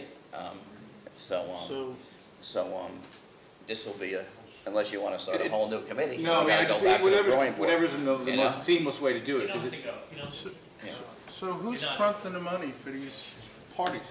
Well, that's what it is. They'll have sponsorship. Well, the race is going to generate its own funds. 'Cause Right. The runners will, this will give you a $30, $35 But registration how fee. about town events? Who's fronting the money? Sponsors, we're looking for sponsors. Only sponsors, yes. It's So it's sponsorship, not- it's not going to be going to the taxpayer's till. Like when he used to have that street fair. We were paying for that. We didn't Yeah, get any that's why I money don't want back. that to happen again. No, they're we're trying to not- make it we're more not looking organic at from doing the that. We're looking grassroots. at getting grassroots involvement and volunteers. Especially if you have to front the money and it turns out to be a rainstorm and nobody shows up and then we're Yeah, eating that's why we don't, yeah. We're eating it. Yeah. So are these only events that are sponsored by EDAC? If you're gonna partner with the borough, yes. Not So sponsored. I have to partner with you about Frawley for... Well, you're on the committee. You don't Yeah, I have to understand, partner but with you us. guys met in 3 years, You're so on I'm the trying committee. to... But you were invited to the event committee as well. Yeah, but that's not EDAC. part of it. EDAC's part of it now? Yeah. It depends. I was never informed, nor It's were any been- of the other okay. members of EDAC. All right. It's separate. We don't have to do anything, so I guys think figure it maybe, out. I think we need more ground rules here Okay. and make it clearer. Well, and you then might want we to could hold talk off about on the it. race then. No, I know, I'd like to get it done so we Yeah. can, I just need to know, for as far as signing contracts and knowing that it's, seeing something in writing, obviously, that this is part of the borough's JIF, joint insurance fund. We'll still get it sanctioned. Yeah. But it's just, I want to go ahead with it, but, looking at the insurance Because thing. one person just can't go out and say, I'm gonna have a race. Right. And I'm not I part of mean, anything. that'd be something, I I'm guess, a from member of the council saying we yeah, can but- bless yeah, this. And Yes. Yeah. and I just, what's the most streamlined way of doing And that? it really has to be part of a borough committee. The council can vote not to put the insurance requirements on any event. They're not required. You guys can vote not to. If it's on borough land, we have a problem, and if somebody gets hurt, right? You're in the insurance business, come on. No, the answer is no. I mean, No? I don't know what the JIF requirements are. I don't know if they're 100% stringent, but my answer is, I don't think they're that strict, and you guys have the ability to self-insure that by saying, we don't want the insurance. We don't need the insurance. And I don't understand, so every event now has to come through that No, committee? no. The chamber's having an event. They're having a barbecue street festival. They're having an event. They'll provide us with certificate of insurance. I'm trying to get events so personalities don't get involved, where we have something every year, like this race. And it's a committee set up, like a downtown festival, like Charter Day in Berners Township. Because we have things, then we don't have them.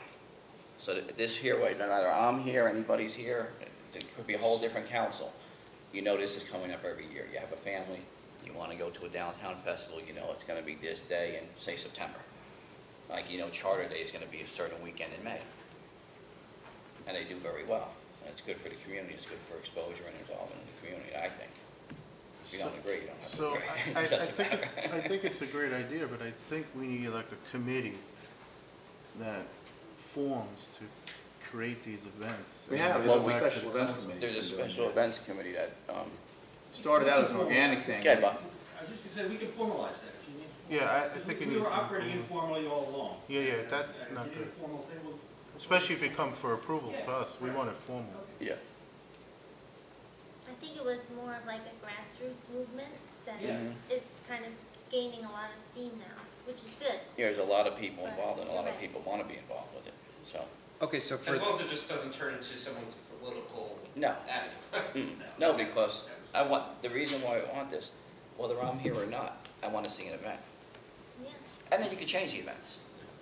You could say, let's have boxing in the park or something, we used to have that in the park. For item 10H on We used to this, get on the agenda, what are we asking the council to decide tonight? Okay, basically, we're asking the council to agree, since we have this race coming up, that we could accept monies, raise monies, get sponsorships, raise monies, have the registration, and receive it in the borough in a special account to cover the expenses for the race.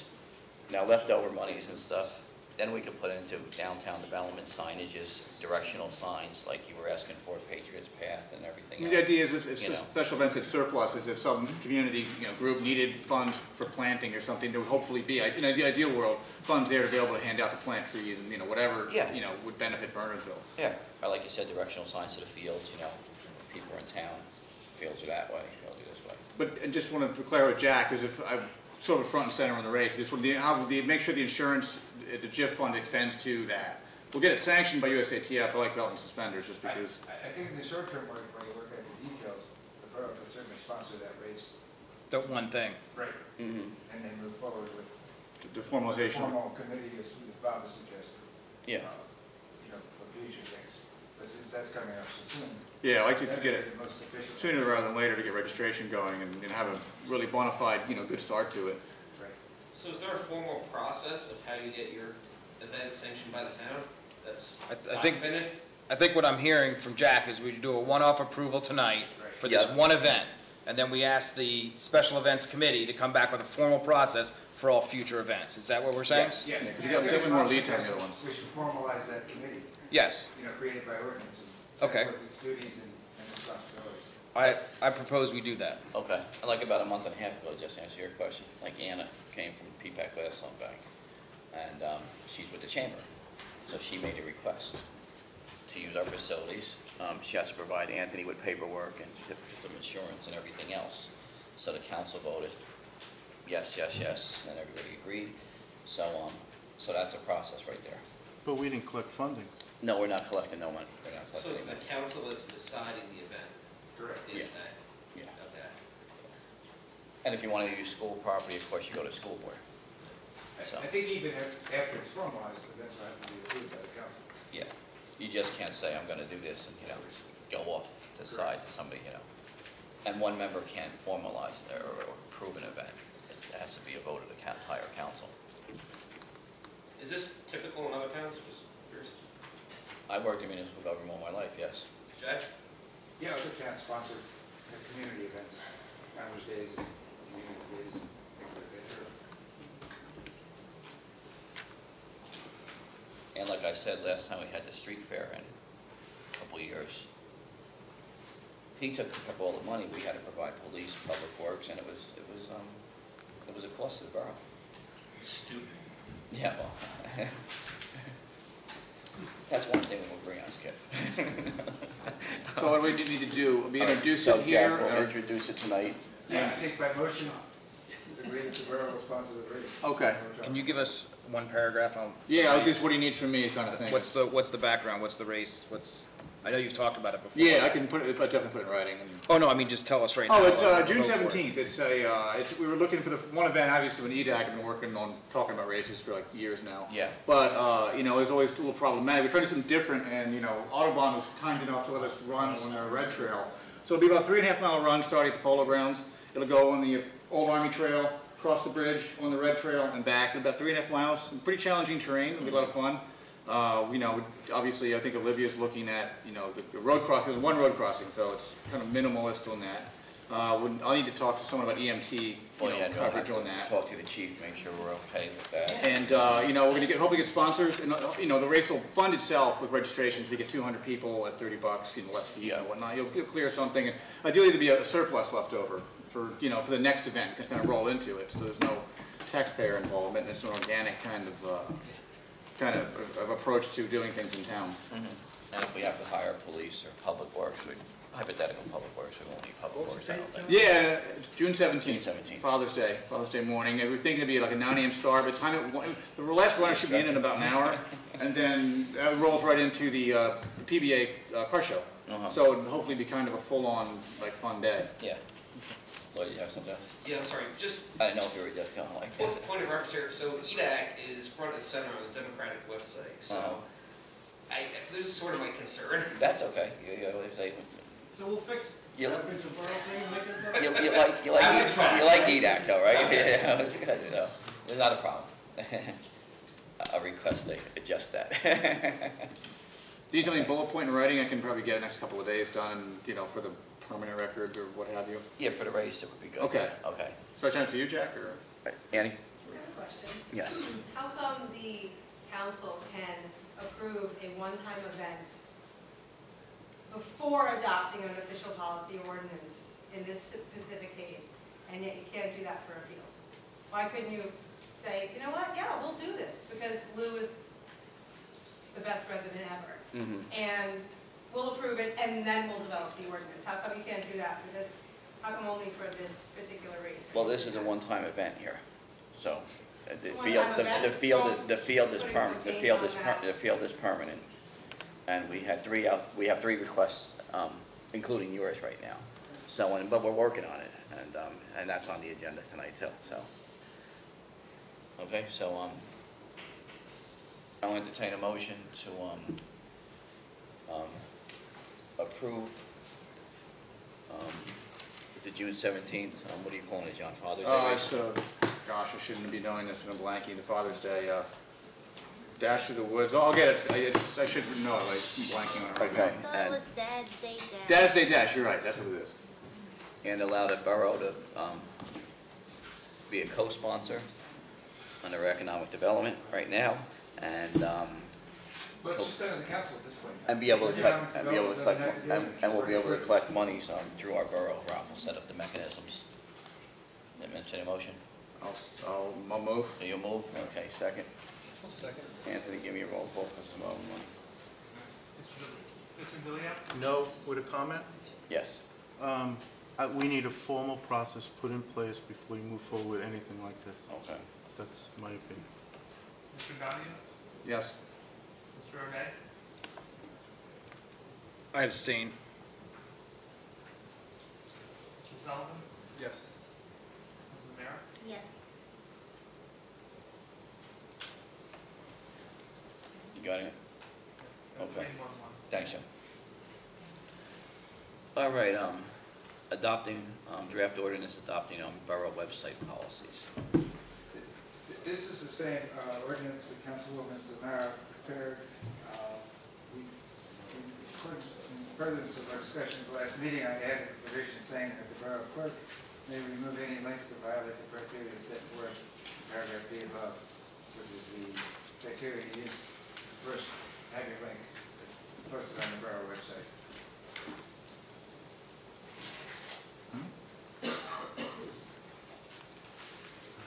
So I had a question on this one. Is it all, this is also, it seemed to be addressing somebody who wants to link to our website. But is this also for us to have a link that goes to like a community calendar, which I think was the genesis of this original discussion? Yes. So that, us linking to an external community calendar is covered by this? Correct. Okay, thank you. Yeah, I think in 2721A, external links may be made to websites that meet the following criteria. Thank you. Anyone else? Christine, anything? All right, so if we're okay with the draft ordinance, we'll move forward. Everybody in favor of moving forward? Aye. Aye. Okay, Jack, you got it. Well, are you going to introduce it tonight or at the next meeting? You want to introduce it tonight with the change, or you want to, It's up to you and Anthony. we have it as a draft. Right. Well, we can put it on next meeting for introduction. Okay, very good, thank you. All right, draft ordinance, adopting borough park naming policies. Annie? This ordinance has a number of revisions suggested by Councilman O'Day. Okay. Which those things that were discussed at the last meeting. And those are all underlined.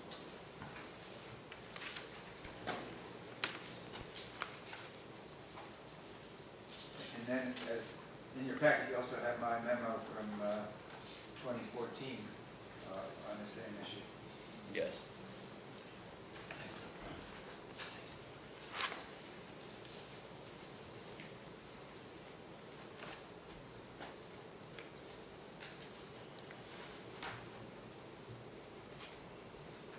Kevin, I have a comment.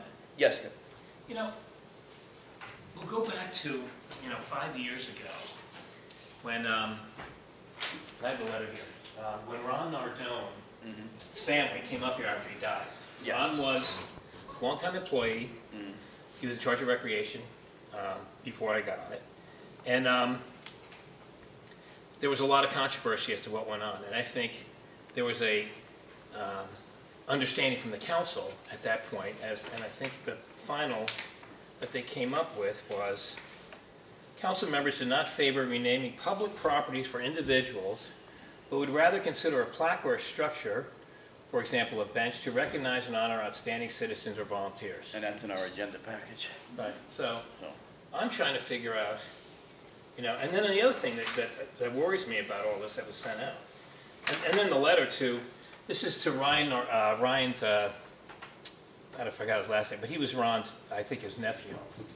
And he said, it's same from the council, Claremont Field, they wanted Claremont Field House, or field to be named after the late grandfather, Ron Nardone. Yeah, it's Field House. And he goes, I'm sorry to inform you, the council voted to decline your request. The council indicated all carefully reviewed all the information that had been presented to the family. Ron's contribution to the borough was indeed outstanding, both as a volunteer and as an employee. However, in light of the fact, except for Nervian Pond, which is right out here, no other borough facility, building, or recreational field has ever been named for an individual resident or employee. This council was extremely reluctant to start taking on the burden of selecting individuals to honor in this manner. And Jack, in the draft here that you said that you had some markings that Mr. O'Day put in, there's qualifications that I think would become very difficult for anybody to make those decisions. You know, I think I have it here. I just got it. There were 5 criteria, I think, at one point. I don't have it here. But, you know, who's going to be the one to decide? Yeah, that's what I'm saying. But I mean, the fact is, if we keep the fact is you can have a, matter of fact, the new turf field was named for veterans, if I'm not mistaken. And then I think that individually, people were asked, even at that point, if they want to put a plaque or a flagpole, they're welcome to do so, or a bench. And typically, if you go to some other non-for-profits, you'll see that they do that all the time, for a donation, obviously. So, is Ron Nardone less of a volunteer and employee or a friend of Bernardsville than Lou Ferranti, or continue to go? I mean, how about Joe Rossi when he dies? When his family comes up and asks, you know? So, I think you're going down the wrong road. It's something, if you want to, you know, leave the fields and everything as it is now, but if someone wants to buy a bench and put it out there, you know, when I was on the Y board, that's what we did. We didn't name the Y after somebody, we named the bench after somebody. We named a tree after somebody. So, I just think it puts too much, it's emotional. I mean, even in this memo that Jack wrote in 2014, he said that no borough facility shall be named after an individual for a period of at least 5 years after his or her death to afford perspective and an appropriate period of reflection. And that wasn't my recommendation. Those are from what you saw of other people. Right, no, I understand that. You wrote it down here. I know you just said, here are the general principles. This is from called for some of the previous provisions of other sample policies that you got. So, no, I understand that. So, I think that's a pretty intelligent way to look at it at this point. I mean, you know, people get emotional, they get right into it, and it's like, you know, if we do that, we're going to be naming everything after everybody. And I think you really got to give it time. You got to think about it, and you have to, you know, other people will die over a period of time. And I just think it'd be better if you know, if you didn't name one after the other, after the other, after the other, and all of a sudden, you know, again, the only property, the only building, the only field is this pond. And that was named after the former mayor of Bernardsville. I don't know how long ago it was, but a long time ago. So, that's my piece. All right. Thank you, Skip. Now, all this information is in the agenda package also, so just in case. The 5 criteria were a person who has demonstrated excellence, courage, or exceptional. That's what you were talking about? Yeah, but see, that my criteria there was I know you guys make the decision, but, you know, how many of you did you meet Ron Nardone, or how many ever shook hands with him or knew what he did, or how many knew Lou Ferranti and ever shook his hand or knew what he did? Yeah, well, you see what I'm saying? That's why part of the process would be for individuals to come and tell us. And that's what happened with Ron Nardone, for those of us who were in those meetings, was that his family, residents, senior citizens, that he, you know, organized events for them, and they all came and spoke. And that would all factor into every decision. And in the case for Lou Ferranti, yeah, I did have contact with that person. And anyone who did would be welcome to come and share those experiences with us. That's what we would want the goal to be. That's why I also think a look-back period is important, because people whose legacies will endure that, you know, will be considered versus, you know, it's an emotional moment. We all lost people. And, you know, we all want to, like, help people who, you know, make them feel better. But I think as a best practice or as a fiduciary obligation, you know, if we're going to consider these things, there needs to be some reflection period. And I think, you know, looking at the two side by side, in my opinion, the 2014 one is probably the best approaches the circumstances. And, you know, it's just my opinion, you know. People who are worthy will survive. It should be rare and high honor, and people that will accomplish it will get it, you know, in time. But it also sort of gives us time to reflect on, I don't say, the people who's maybe, you know, in the emotional moment you wanted to do something, but in retrospect you don't have buyer's remorse down the line. Well, I can think of one very recent example of why that period of reflection, you know, it has to be case by case, and that's, I mean, you were at the Curse Clash this weekend for Kyle Curse. How long ago did he pass away? Summit already has a memorial to him. Like, a lot of memorials popped up for that person, even though he didn't die more than 4 years ago. I think it has to be, you know, the impact that the person has on the community, and But did they name a field or a building after him, or did they put up a memorial plaque for him? Right, there's so That's many the people, answer. Melanie, wait, there's Melanie. so many people in the town of Bernardsville that have done so many great things. And I think that, and please don't take this the wrong way, but if you start naming fields and buildings for every single person, you're going to offend someone. You know, there's so many people, my family's been in this town for 100 years. My grandfather owned the quarry. There's no building. My grandfather did so much for this town, paved roads, put buildings up, did things. He brought stone to the polo grounds that no one ever knew about. He did a lot for this town, but there's no plaque for my grandfather. There's no field for my grandfather. There's no road for my grandfather, for Anthony Ferranti. And how much he gave to the schools, what he did for the school, what he did for this town. So when you start doing that, then you're going to start offending other people. Not to say that Mr. Nardone doesn't deserve it, or Mr. Ferranti doesn't deserve it. It's just when you go down that road, then every single person's going to want their name on something. And when the person is doing it, when you have a person that is that great, they're not doing it to get a plaque. They're doing it because they love it. They're doing it because they want to serve their community. They're not doing it for the recognition. And I just feel like if you start naming, I mean, then the Nardones are going to come back and they're going to say, oh my God, how could you let this happen when you told us that it wasn't the policy of the town? And that's just my opinion. And the Curse family is continuing to give to the town without asking anything back, so. Well, I understand everyone's points. I haven't ever wanted to say anything about the Nardones because there is a marriage between the Ferrantis and the Nardones. But he was a borough employee. Lou was not. Lou was a volunteer. Lou taught at the school for 35 years. Lou did every single thing within this community, almost that you can do. And I understand everyone's points about, you know, I don't know whether ever her grandfather, it was proposed to do a field. But in my opinion, you want to honor people like that. You want to encourage the younger residents that if you dedicate your entire life to your town, you might be recognized by the town. I understand the 5-year thing, and, you know, have at it. But, I mean, Lou brought baseball to this town.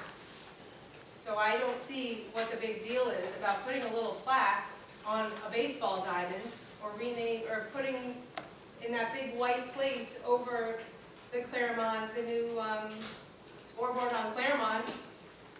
You know, I just feel like and I understand that so many people do. I really, really do. It's not that I'm denying that Joe Rossi has done a lot for this town. I would never fight against him getting anything named after him. That's not my agenda. My agenda is recognizing my father-in-law, who I think did so many things for this town, and I think it is important to encourage people to behave the way he did. Between opening the church every day at 7 o'clock in the morning, and then going to school and teaching a lot of the residents' children for 35 years, and then going to the post office. Also, he can raise his family where he grew up. And then, you know,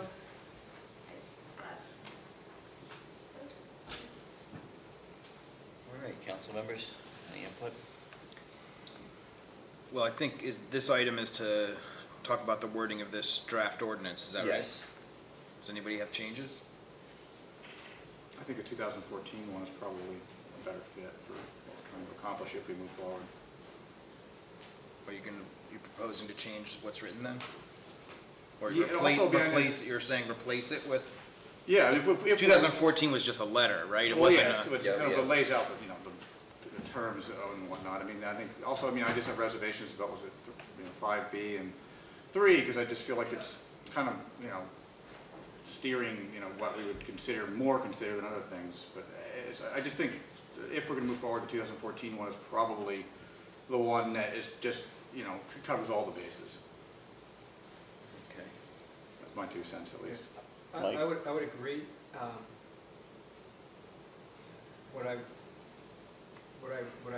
In Lou Ferrante's case, I mean, I agree with the 2014 from naming of a field or a building or something like that, but I also think that we have the ability also to do a bench or a tree or a plaque somewhere, we can do that. That's good. At one time, Christine, there were two versions, I think, two different ordinances. Yep, they're right on the agenda. Okay, sorry, so it's I and J are the two different versions? Well, they're two separate things. Yes, exactly. And trying to have some foresight into this mad rush of people wanting to name things, that's where the amenity naming thing would come in. Sorry, I said I and J. It's actually J at 10J and 10K. Right, so, I'd like to honor my father by putting a bench at Nervine Pond with his plaque on it. What's the process? We would lead that resident to the amenity donation program. You can donate a bench, this is the cost, this is the process. So that was kind of an ordinance that we could put in place as well in order to honor future requests if and when they do come, which I suspect they would, because people really do use memorial benches and plaques to honor their loved ones and as a way to kind of... And actually, we're combining two, park naming and 10K is the amenity program, so we're combining two discussions. Yeah, we're sort of conflating two discussions. So I was wondering if we could separate the 10K, which Councilman Sullivan just spoke about, was this the idea of naming amenities. If people are comfortable with 10K, do we want to at least move forward with that? And is that something that we want to do? And separate that part of the discussion from 10J. Well, are you saying that for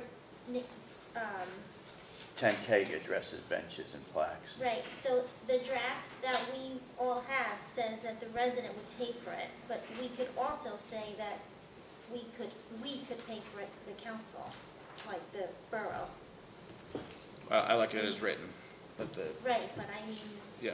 I'm not sure what you meant by. The short answer is yes, and I mean, both exist, whether you could have the resident pay for it or the council could pay for it, that would be discretionary. Right now, it just says the petitioning party pays. I think it should be left that way. You know, in the 2014 memo that Jack wrote, there was a large section of it that talked about memorials.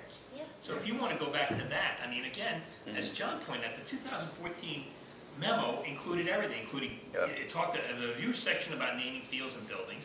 And then there was an even bigger section talking about memorials. And the memorial section, it said anything about it. I don't know how other boroughs do it, but, the fact that it talked about, and again, being on the board of the Y for years, is the fact that we got to, people wanted to name something. Perfect example, Jay Parsons.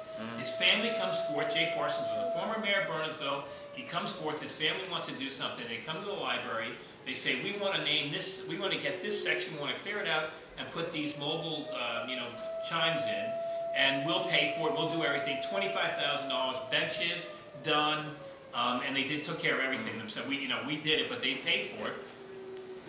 Why not? And that's worked out well. And there were no complaints, and I don't see anybody coming forth to do something like that again, but they could, but that's what we need to think about. Okay.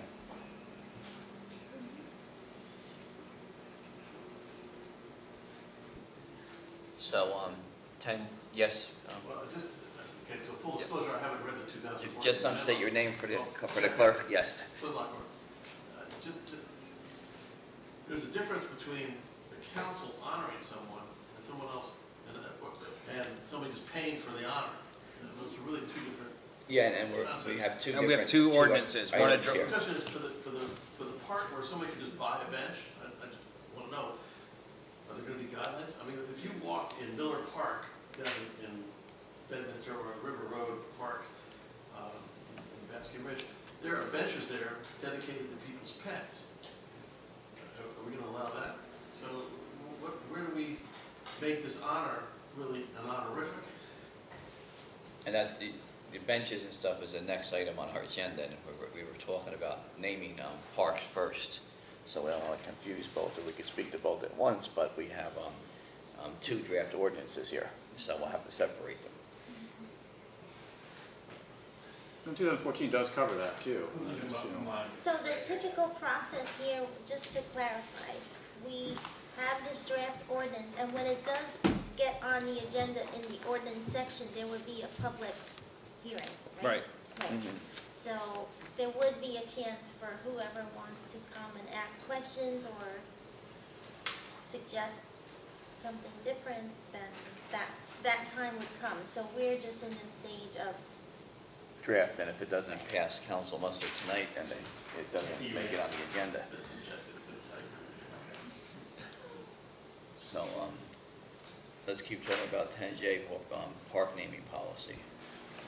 Not get off track, benches and stuff there, that's the next item, 10K. Yes, Andy?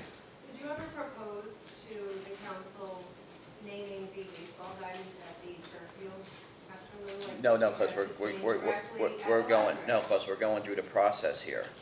And do we have a draft, a great draft ordinance here, and the council has to work this ordinance out. We just can't. I'm getting frustrated because I know, feel I like understand. whenever I speak with I you understand. directly, you're giving And me I all this don't information have, and no, I don't have a problem with it. We were speaking about different areas in town. You mentioned the Rose Bowl, I mentioned the ball field, baseball diamond or something. But we're in front of council now, and this is the governing process, and they have to make a decision here on whether they're gonna go with naming any facilities after anybody. Yeah, no, I As just- Mr. Orza just brought up, and that's all in our package also this evening. So, So our options at this point, Jack, are to move the draft ordinance onto an agenda in the future, as written, is that right? That's certainly an option, yes. Other options are rewriting it. I would. Correct. I mean, your options are endless.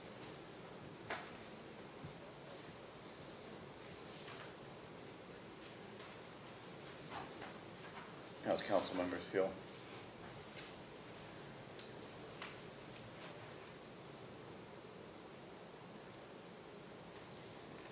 We have to give Jack some type of direction here on where to go.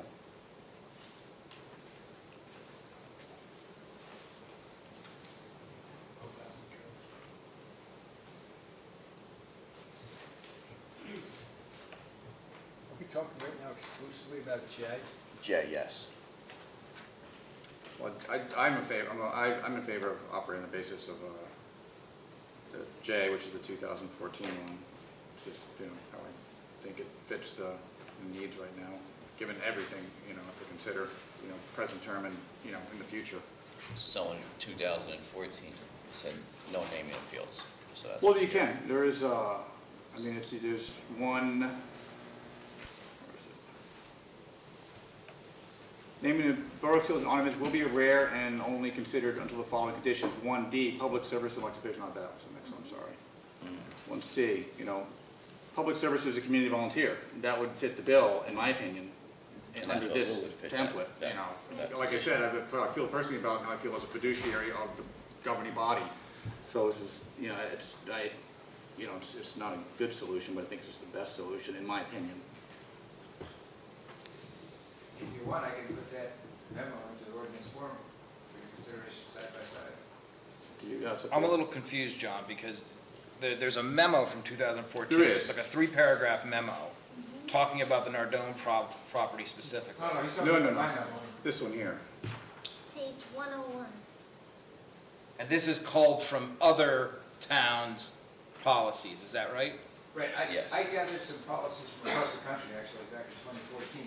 Uh-huh. And the council discussed them all, and then asked me to put them, to organize them in some fashion, so that's what I did. Okay, so this isn't really a draft ordinance. When we say draft ordinance as 10J is titled here, there's a different draft which was created by council members Correct, with some additional input. correct, That's the actual draft ordinance that we're discussing. correct. This was just for context that you provided this other letter from a previous council's review. Correct. Yes. Okay. And what you're saying is that you want Jack to turn that memo into an ordinance? I'm just suggesting it's something we could operate on the basis of. Okay. Better than nothing. Well, I mean, I do think we should try and take the best pieces of both this and what's already been drafted as well. So, you know, it's a combination of, I think, the most relevant parts that are most relevant to Bernardsville per se, and come up with a draft that we can then comment on specifically. Right now, we're kind of debating between two different drafts, I guess. Agreed. Okay. And I think the memo covers monuments. It covers everything, you know, monuments, benches, you know. Yeah.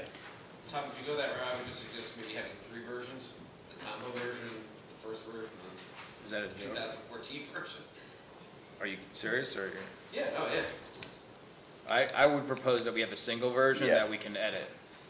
Because we're looking at we're looking at the 2014 now, and, you know, recommendations made with So you that. can move this on instead of. Yeah. And do you want me to combine monuments and parks in one? I personally like them separated, like J and K are separated. Okay. That's what I think, but I mean, Yeah, other you council can- members can have their own opinion. I think there's less debate between the stuff that's the amenity one. Agreed. Mhm.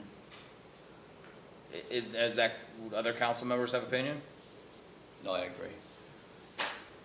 Having it separate's better? Yeah, because you're talking benches and plaques versus buildings and land. Okay. Okay, so I'll put together 2 ordinances, taking sections from both the ordinance Christine prepared as well as from the memo that I prepared in 2014. The relevant pieces that apply to 10K, the relevant pieces that apply to 10J. And I'll try to put them in some coherent Okay. form once I combine. All right, anyone else from the council? Seeing none, Jack has his direction. Anybody else want to add anything?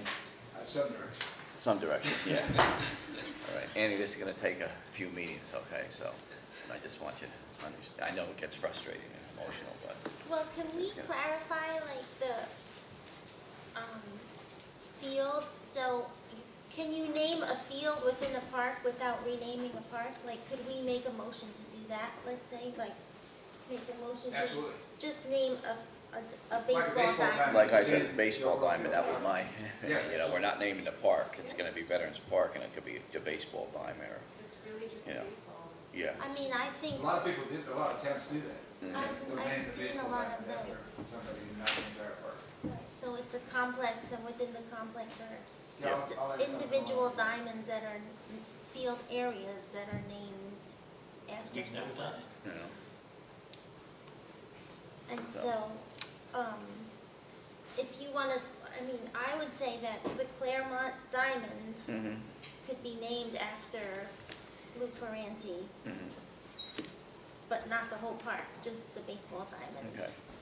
And since the new scoreboard already exists and the sign is there, it would just be a matter of, you know, placing his name there.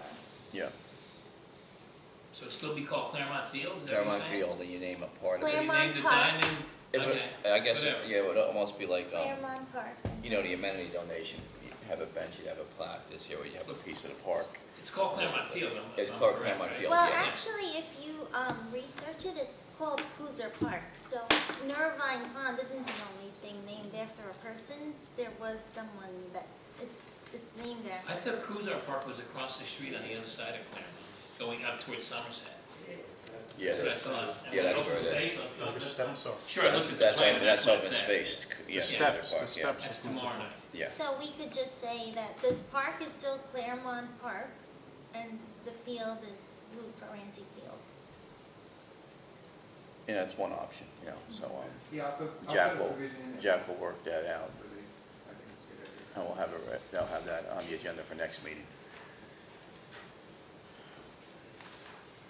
Anyone else, suggestions? All right, So I think we covered 10J and K together tonight. Does anybody have anything on 10K?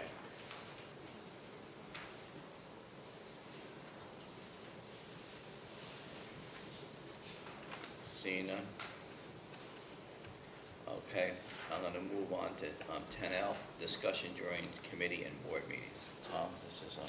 So this is just a list of a dozen or so bullet points around helping our committee chairs manage committee discussions. And my thought is that, you know, we could modify or change these if people think there's better wording or additional items, things that should be removed or things that could be added. And then I would propose that we provide our committee chairs with these tips and ideas. It's not a, you know, it's not a hard and fast guideline, but would help to promote positive discussion and input from all the members of the committee as well as members of the public who choose to attend those meetings. Where'd you get it, Tom, anyway? I just developed it I looked on the internet at different ideas, different organizations that have ideas for meetings, positive meeting ideas. And it's just a conglomeration of different ideas that I found out there. That's why I'm saying, you know, it's just a draft, so if people have ideas, additions, deletions, or edits, that's why I put it on as a draft here. Okay. And you recommended, well, I think it would be good if, you know, to give some structure around our committee meetings and to provide our chairs with consistent guidelines so that, you know, we're not telling one committee one thing, another committee something else, and just give us a little more sort of guidance. more direction and understanding Yeah. of what committees. I mean, that's really all. It's guidance. It's not rule. It's not a list of rules or anything. So Jack, will we draft something for this, or how will we go about this? Tony? Yeah, oh, I Dan. have a question. Yes. As a committee chair, we would get a preliminary look at this. Yeah, I think it's published with the agenda, but I don't know based on the fact that we didn't put all the pages in. Item of business aren't, no. but Oh, so it was Anthony too will late get for the copy. agenda? The items of business he hasn't put on. Okay, that's not. But the agenda, just items of business were not on the website portion of the agenda. Okay, so is there a way to publish something like this to our chairs? Like, can we distribute it via email? Email, I just sent an email to all the chairs. Okay. Exactly. Yeah, because then they can give their input as well. I mean, the idea wasn't to say, hey, here's what we should do, it was rather to say, here's some ideas. What do other people think? You know, do they have input, ideas, or changes as well? So, yeah. All right, so send it out to all the committees and subcommittees. And then we'll work from there. All right, anyone else? Anyone in correspondence? We don't have any. Second open session. Skip? You know, it's a good point that Tom brought up right now, and I think it's very relevant as to what is certain things that have happened in the borough last month or so. But Housing Committee got an email from Ralph shortly after their last meeting on March 15th, and the governing body has asked the Housing Committee to suspend, all their meetings are suspended until investigation. They were basically, Ralph was directed by the mayor and council to retain a third-party independent investigation firm to speak to all parties who were in attendance at that meeting. Said they had complaints recently filed alleging that inappropriate conduct occurred at the monthly Housing Committee meeting last month. So I was there, so I can tell you that I thought there was some inappropriate behavior. It was rude. There were people rude, disrespectful, hostile, negative, all the things that are coming out of your memo. Personal attacks, blaming, accusing. So I'm sure you guys are going to act on that in executive session. I'm sure you're going to come out afterwards, and because if you're going to have a third party look into this matter, it has to be voted on in public sessions. That's correct. Okay. Yes, Dan. On a slightly different topic. Christine, you know what's coming, right? I'm going to hand this out. So our Friends of Historic Bernardsville group did some fundraising last year, and the point of the fundraising was to raise money to clean up the front of the Dunster Square property along 202. And also to come up with maybe a landscape plan for that front section around the main house and down the front. So what we were trying to do was come up with a scenario that would do kind of a quick cleanup, even though it's not a permanent one. It's kind of cleaned up so you can see what you have, so you can then decide what you're keeping and what you're not keeping. So the idea was to do this landscape goats. And what they do, the Johnsons actually did this on Lamington Road. They actually have them in a movable pen, and the goats actually chew everything down pretty much to the roots, and then you move it over. And what we thought we might do is come up with a banner that would say, Friends of Historic Bernardsville, thanks you for your contribution, and we would actually move the banner with the goats. So I don't know too much. I'm actually meeting with the guy tomorrow. Like, I'm not even sure how, yeah. I'm sorry. I'm meeting with the guy tomorrow, just to find out what's involved with the costs. We thought it would be kind of a creative way to kind of get it cleaned up in a way without necessarily getting people out there in the poison ivy. They do eat poison ivy, by the way, and stuff like that. Now, do you buy these goats or do you No, rent them? no. This is this guy Pete Emmett. He actually comes with his own goats, and then he moves them along with the field. Probably take a couple of weeks. But we thought it was a really kind of fun, creative way to kind of get put them down cleaned here up. to chase the Rid of geese my too. landscaper. Yeah. Wow. I'm going to bring him to my house too, because I've got a message. Yeah. So Dan, the only thing with goats, I think goats, because of all that debris that's all over up there, Yeah. there might be a problem with goats. They might be eating nails and stuff. He's going to take a look Because first. goats This is eat, not I mean, the goats guy. eat everything. Yeah.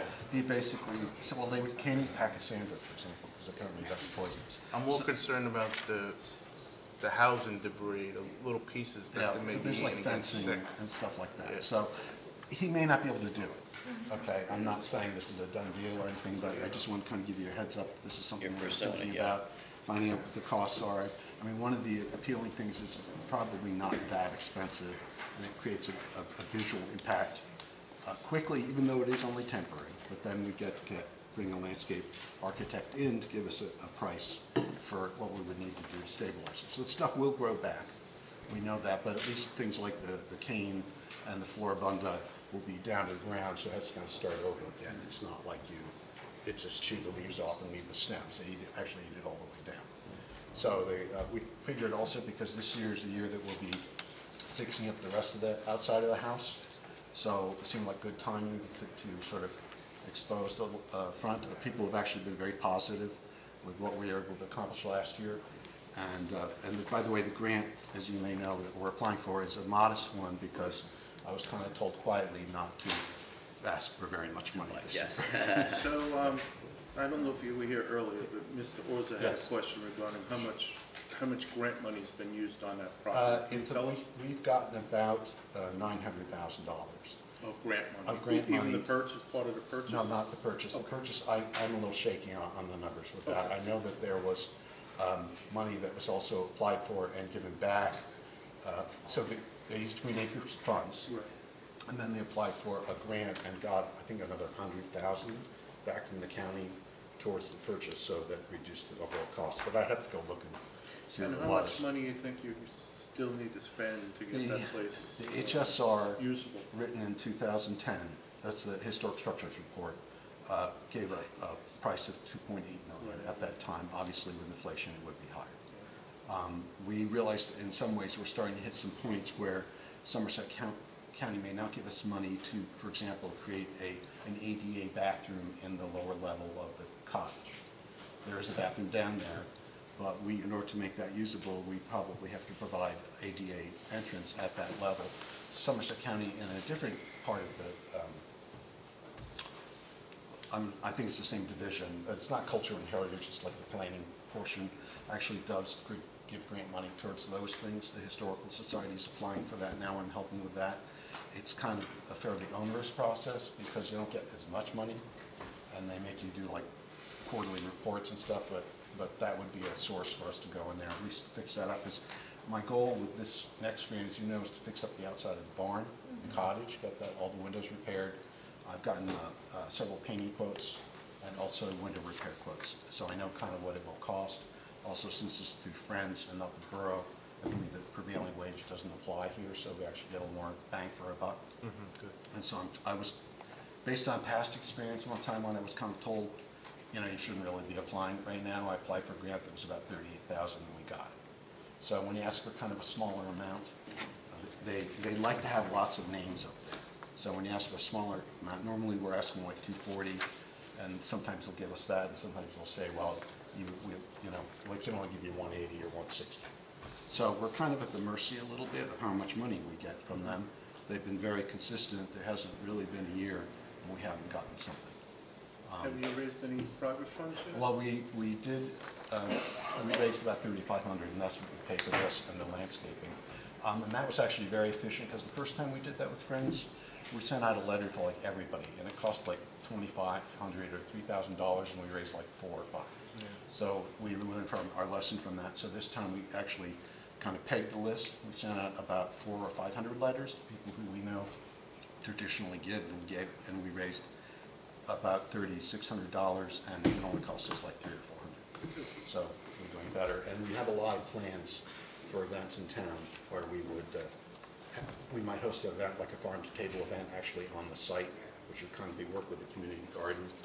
Seems like a good idea. We just have to make sure that it's, we've got tables and chairs and the porta potties and all that stuff. But that's only one idea, and we have a number of them. So. Thanks, Tim. Okay. And the community garden is full too. All the Yes, plants. and I actually took pictures of that as part of this grant to let the county know that, you know, the site is being used. Okay.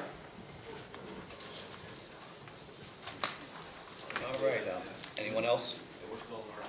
Anyone else? All right, I'll entertain a motion to move into closed session to discuss personnel matters. Mayor? Yes. Sorry to interrupt, but want to bring us back to, what was it? One. Illness, 103? 103, yes. Okay, these were, the purchase was to Lynn Schaefer, after 20 receptacles, recycling, and 10 recycling, and 10 trash receptacles. This is money spent from a Clean Communities grant, which we get every year, somewhere in the neighborhood between $15,000 and $20,000. And each container comes, the price has the container, the liner, and it is due to the heavy use of all of these containers. They're similar to the ones that are around the pond. They're wrought iron and sturdy enough to take the amount of trash and use that they get. So that's what this was about. Okay, so, we're okay with 103, everybody? Yeah. Okay, go back and entertain a motion to move, 18103. I'll move. Moved by Mr. DeLeo, second. Second. Second by Mr. Donahue. Roll call, Anthony. Mr. Mayor, Yes. Mr. Sullivan, Yes. Mr. O'Day, Yes. Mr. Donahue, Yes. Mr. DeLeo. Yes. All right. Thanks, Rob. We do something with this paper street, 10M? This the paper You street? introduced the ordinance. We introduced. We did, it already, okay. Yeah, we did that, we did that. All right. As revised. Yeah. Thank you. April, all the way out to March. What about the shared services? Now, I believe we got a closed session.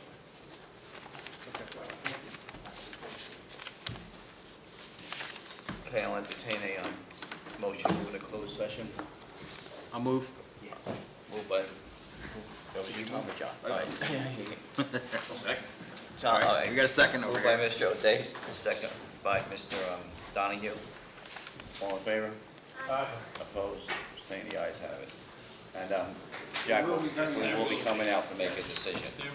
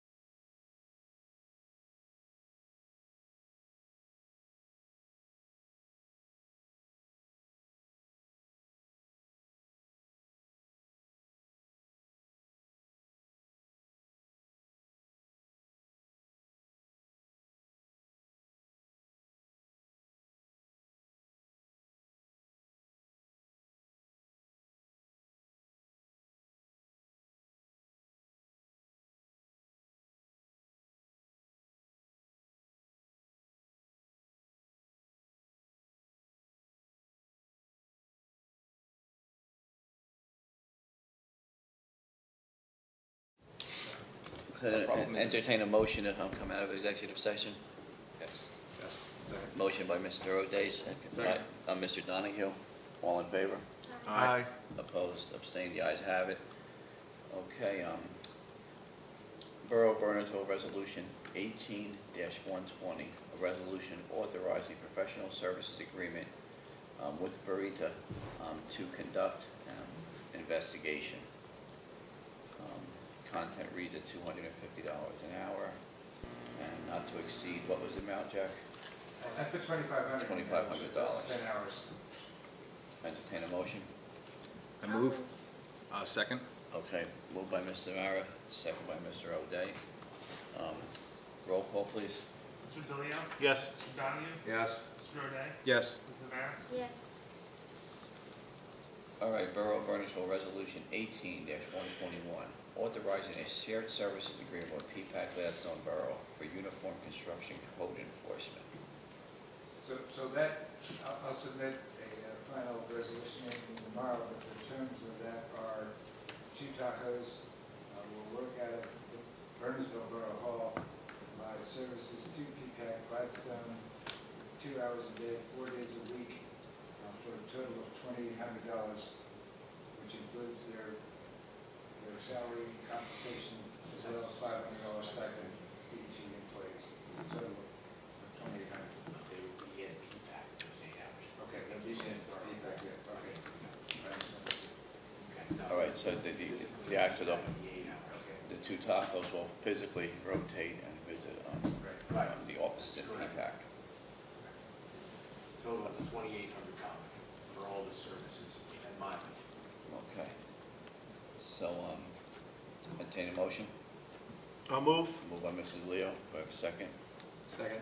Second by Mr. Donahue, roll call, please. Mrs. Mara? Yes. Mr. O'Day? Yes. Mr. Donahue? Yes. Mr. DeLeo? Yes.